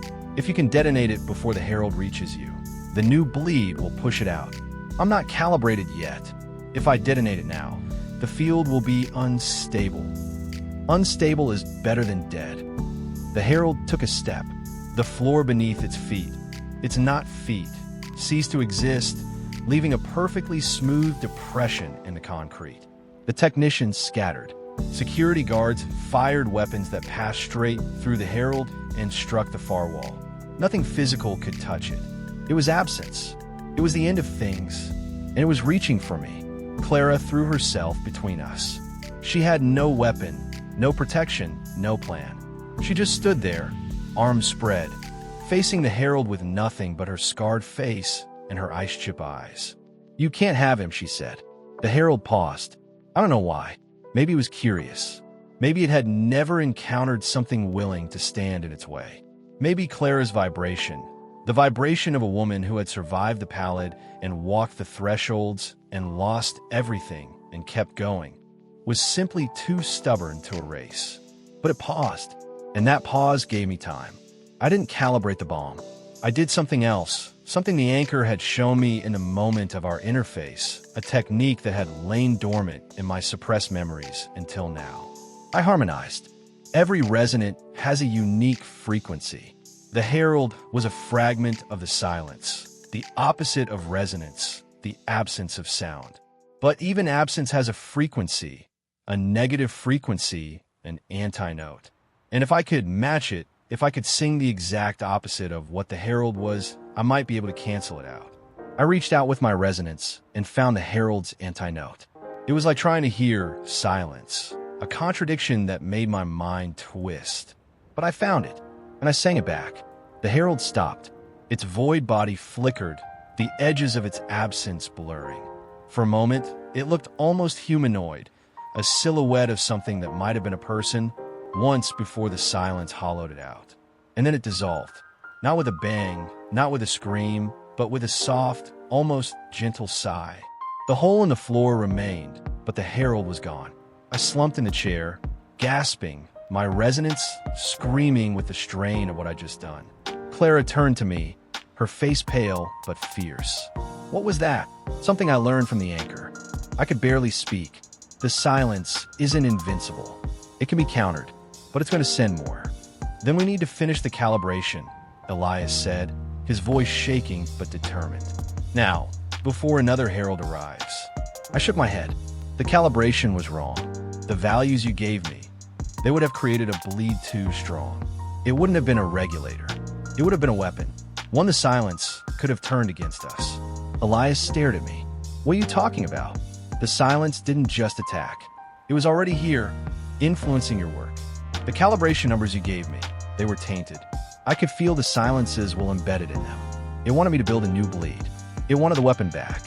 Elias went pale. That's impossible. Our shielding failed, Clara said flatly. Like you said it wouldn't. The silence has been inside your operation from the start, probably for months. Whispering to you, nudging your research. You thought you were designing a stabilizer, but you were building a bomb for the enemy. The technicians looked at each other in horror. Elias sank into a nearby chair, his hollow face hollowing further. Everything we've worked for isn't lost yet. I pulled off the headset and stood, unsteady but functional. I felt the correct calibration when I countered the herald. The silence's influence over the numbers broke for a moment, and I saw the true values. I can still set them. I can still create a stabilizer instead of a weapon. But if the silence was influencing us, Elias said, how do we know it's not still influencing you? How do we know that true values aren't just another layer of manipulation? You don't. I met his eyes, but I'm the only resonant you have. And the multiverse is still collapsing. We don't have time for certainty. Clara stepped up beside me. I trust him. He countered a herald with nothing but his resonance. The silence doesn't give away abilities like that. He learned it from the anchor, the one thing the silence can't touch. I turned to the bomb. Its crystalline surface was still glowing, still waiting. I could feel the correct calibration now, a delicate balance, a gentle push-pull that would stabilize the multiverse without creating a new weapon. I could also feel the silence's presence, lurking at the edges of my awareness, waiting for another opening. I need to do this quickly, I said. Once I start the calibration, the silence will send more heralds. Maybe something worse. I need you to keep them off me until I'm done. Clara nodded. We'll hold them, whatever it takes. I put the headset back on and reached for the bomb. The second calibration attempt was nothing like the first.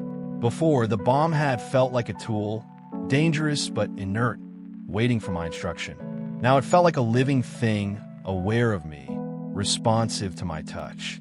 The correct values hovered in my mind like luminous equations, and I reached for them with the same instinct that had let me counter the herald.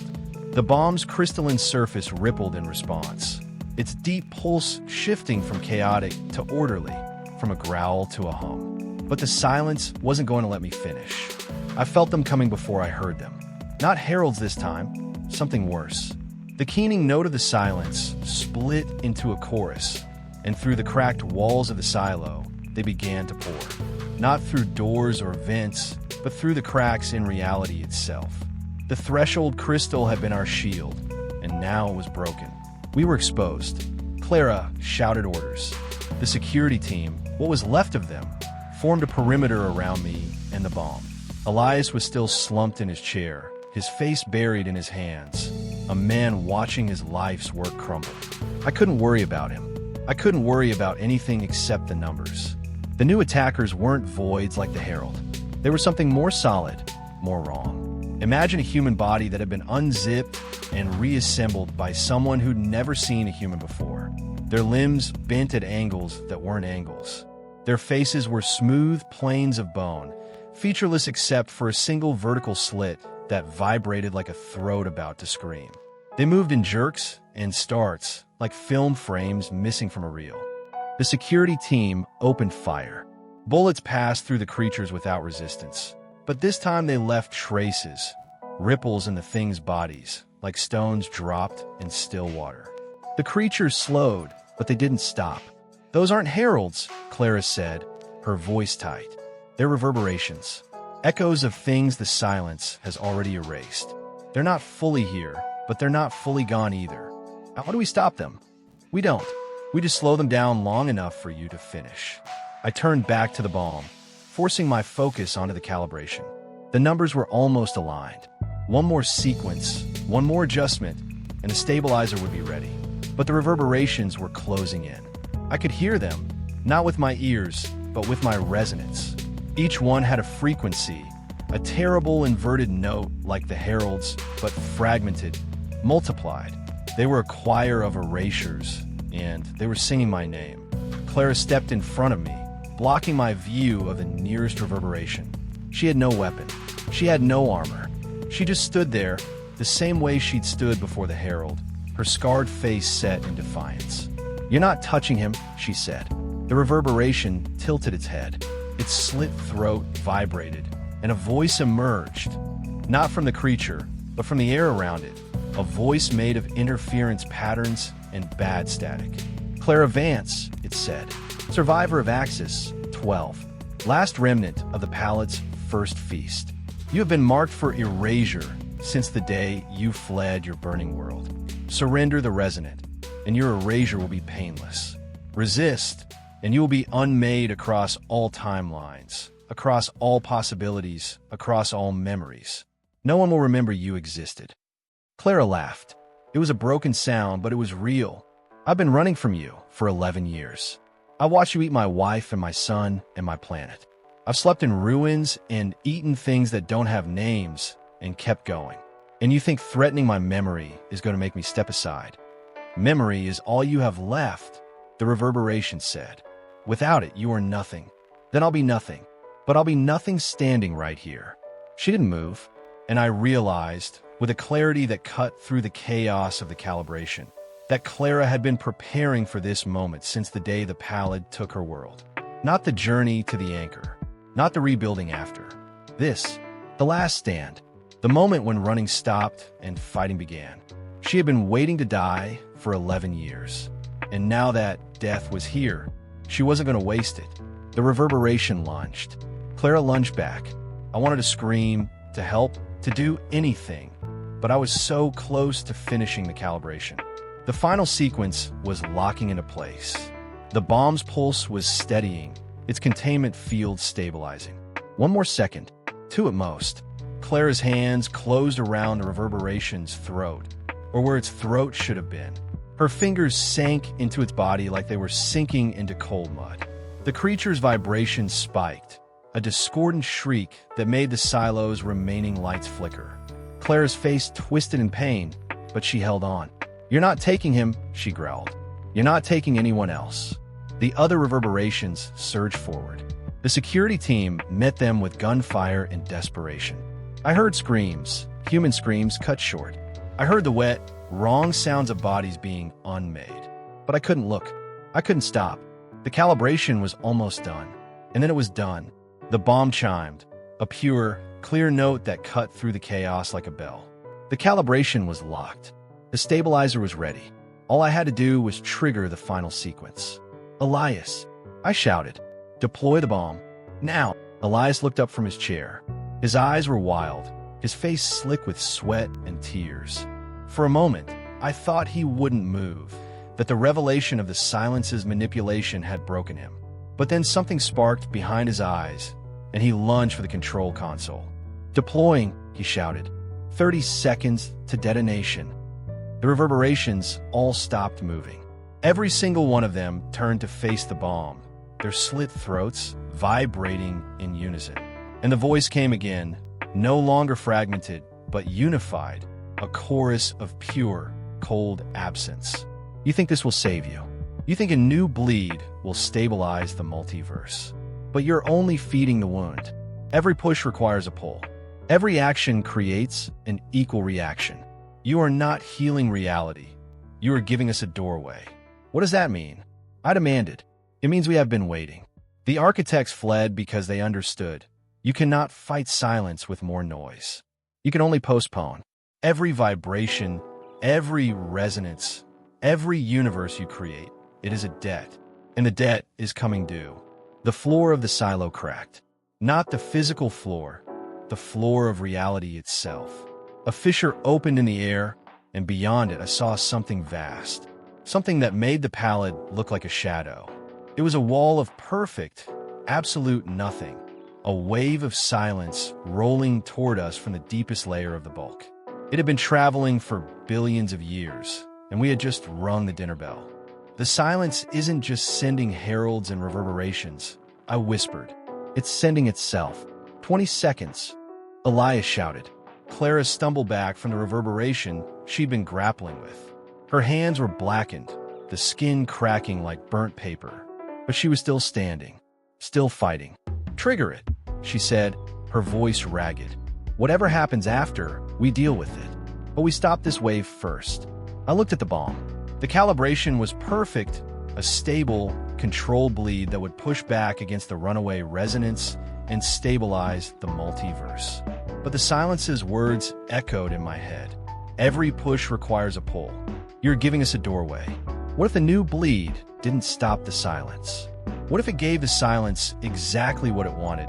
A channel into the multiverse, a way to bypass the anchor's final seal. What if everything we'd done was just playing into its plan? 10 seconds. I had to make a choice. Detonate the bomb and risk the silence using it as a bridgehead. Or abort the deployment and let the resonance collapse, tear the multiverse apart. There was no good option. There was only the option I could live with. Clara, I said, I need you to trust me. Always.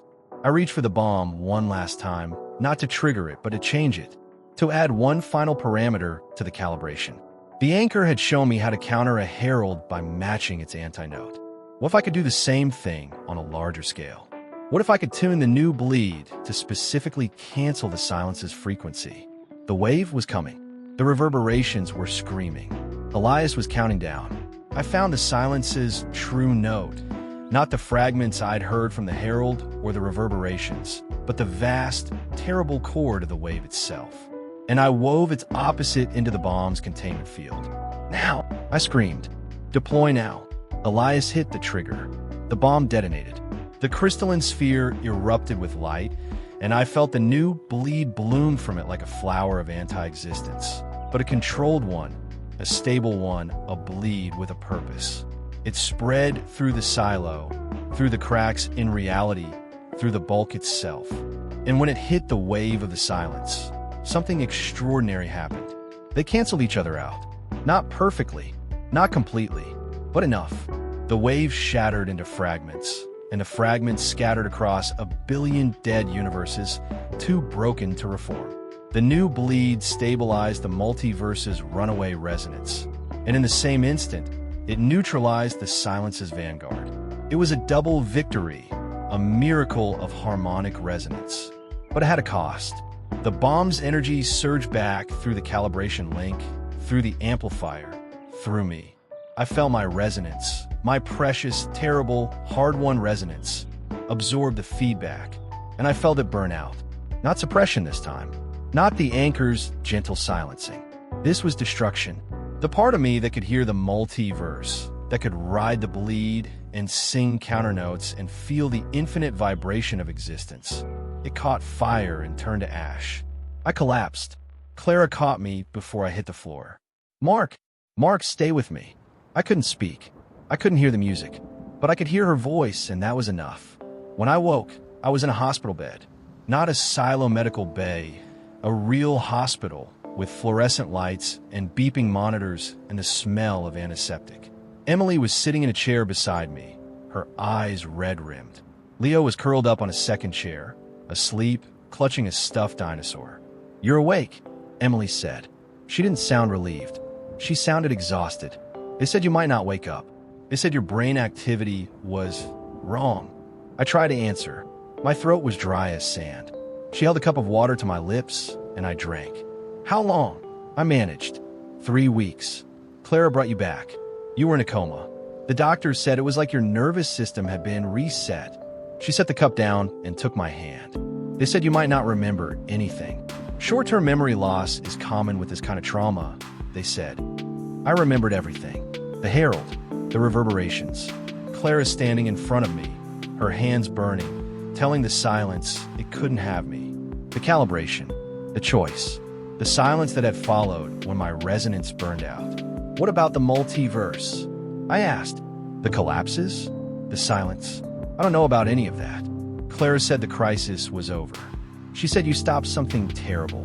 But she also said, Emily's voice broke. She said you gave up something permanent, something you'll never get back. I closed my eyes. Inside me, where the music had been, there was only stillness.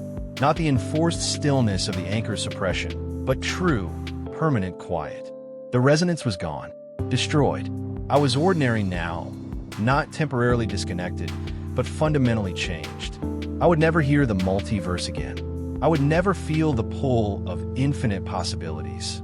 I was just a man, a repairman, a father, a husband. I opened my eyes and looked at Emily, at Leo, sleeping with his dinosaur, at the window beyond them, where ordinary sunlight fell on an ordinary world.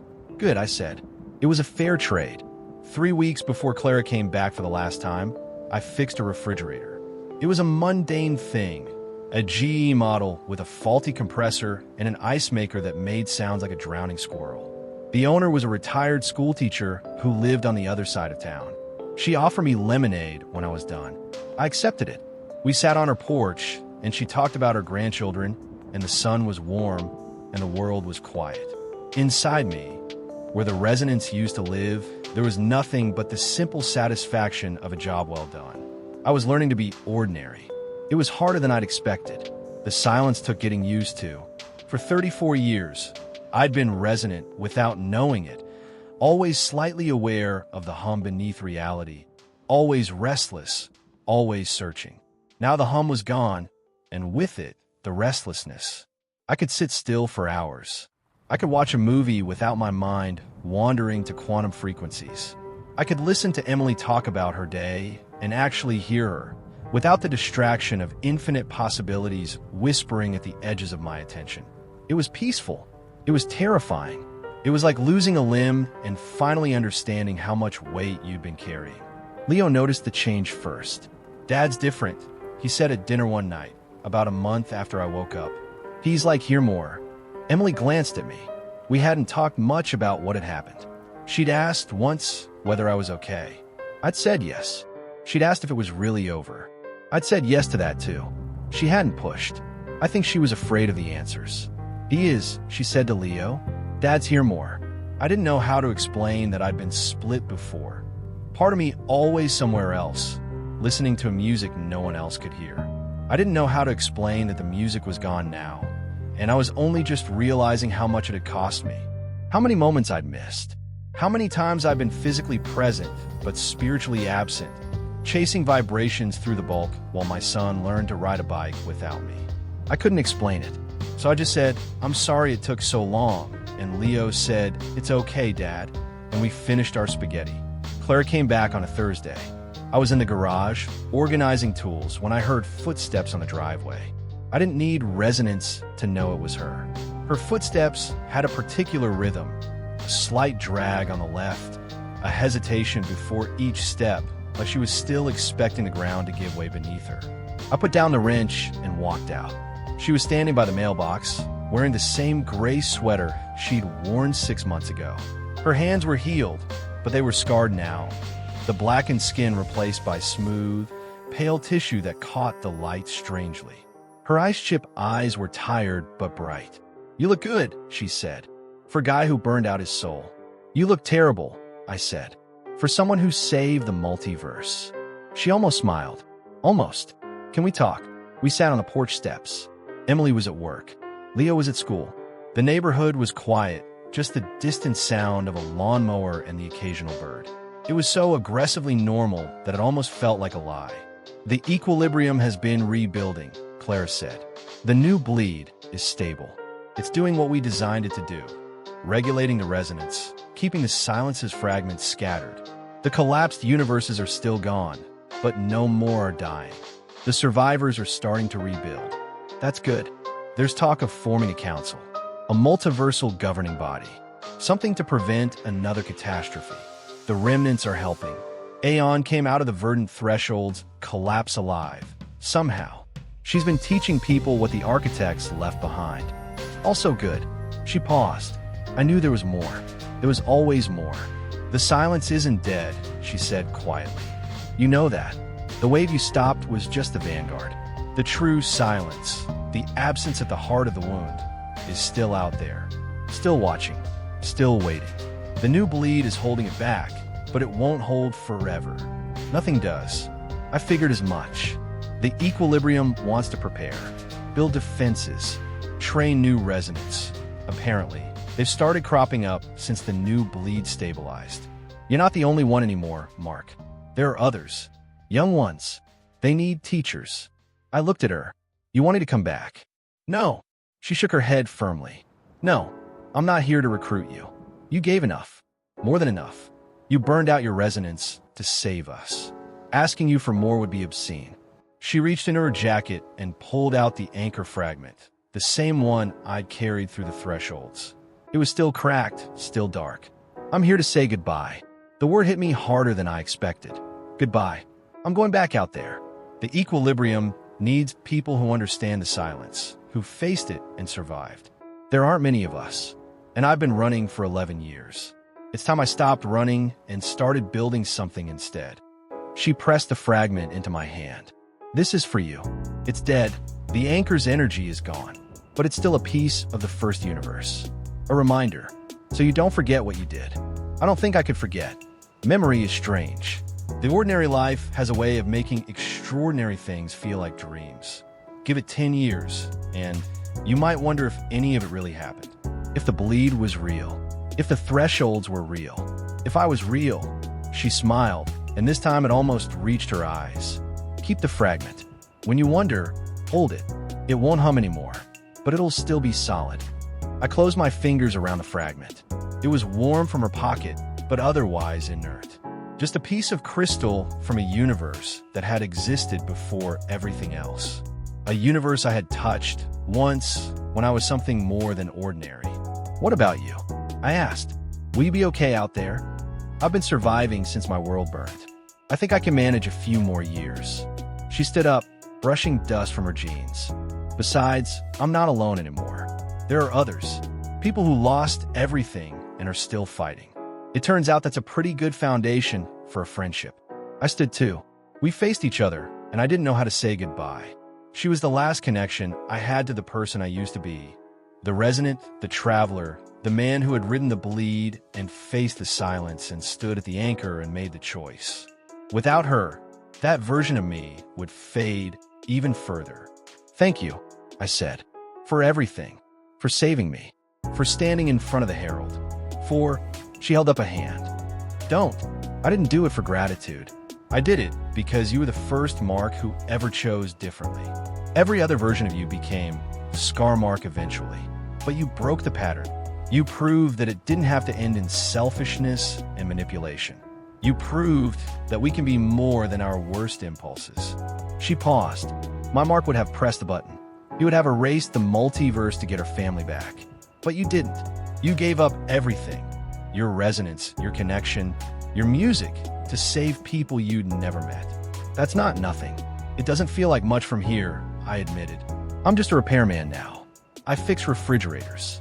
There's honor in fixing things, Claire said. More honor than in breaking them. Anyway, she turned to go. I watched her walk down the driveway, her stride steady now, no hesitation. At the end of the street, she paused and looked back. Take care of your family, Mark Vance. That's the only universe that matters in the end. And then she was gone. 10 years passed. Leo graduated high school. He was tall and quiet, with his mother's eyes and my restlessness. Though his restlessness was normal, teenage restlessness, not the cosmic kind. He wanted to travel, to see the world, to find something bigger than our small town. I encouraged him. I told him there were wonders out there worth seeing. I didn't tell him about the multiverse. Some truths are too heavy to pass down. Emily and I grew old together. Not dramatically old, just the ordinary aging that comes from a life lived in peace. She forgave me for the lies, eventually. I forgave myself more slowly. The counseling helped. The quiet helped. Being present helped. I never told anyone the full story. Not the neighbors, not my parents, not the friends I made in the years after. They knew I'd had a breakdown once. That was the official explanation for the 3 days I disappeared. Work stress, a nervous collapse, a short stay in a facility out of state. The details were vague enough to satisfy curiosity without inviting questions. The basement of our new house had a corner where I kept the anchor fragment tucked away in a box of old photographs and forgotten tools. Every few months, I'd take it out and hold it. It never hummed, never glowed, never spoke, but it was solid, real, a piece of proof that I hadn't imagined everything. When Leo was 22, he asked me about it. He was home for the summer, working a construction job, and he found the fragment while looking for a hammer. "Dad, what is this?" "Some kind of sculpture." I took the fragment from him. It was as inert as ever, a lump of dark crystal with a single crack running down its center. Something a friend gave me. A long time ago. It looks old, like really old. It is, older than anything on Earth. He gave me a strange look, but didn't push. He was used to my cryptic moments. I'd had them his whole life, small slips, tiny hints of something larger. He learned to let them go. That night, I sat on the porch and held the fragment and thought about Clara. I wonder where she was, whether she was still alive, whether the equilibrium had held, or whether the silence had found another way in. I would never know. That was the price of being ordinary. The multiverse was closed to me forever. I couldn't feel it. I couldn't visit it. I could only remember. It was enough. Not satisfying, exactly. There's a part of me that would always miss the music, always wonder what was happening in the infinite universes beyond my reach. But enough. More than enough. I had Emily. I had Leo. I had a life that I'd built with my own 2 hands, one quiet day at a time. The stars came out. I looked up at them, and for a moment I imagined I could see the anchor's golden light pulsing somewhere beyond the veil of ordinary night. But it was just imagination. The music was gone. The door was closed. I went inside. Emily was reading on a couch. Leo was in his room, playing guitar, badly, but with enthusiasm. The house smelled like the lasagna we'd had for dinner. The fragment sat on the porch railing, catching the moonlight. Just a pretty piece of crystal. Just a pretty piece of crystal. I kissed Emily goodnight. I went to bed, and I slept, and I dreamed of nothing extraordinary, and in the morning I woke up and fixed the dishwasher. It was the best life I could have asked for. Years later, when Leo had children of his own, he brought them to visit. My granddaughter, a bright-eyed girl of 6 with an uncanny ability to hear things no one else could, found a fragment in my study. She held it up, turning it into sunlight, and I saw something that made my heart stop. The fragment glowed, just faintly, just for a moment. "Grandpa," she said, "it's singing. Can you hear it?" I knelt beside her. I took the fragment. It was silent, but in her hands, it had sung. I looked at my granddaughter. I looked at the fragment, and I understood, with a certainty that went beyond logic, that the resonance hadn't died with me.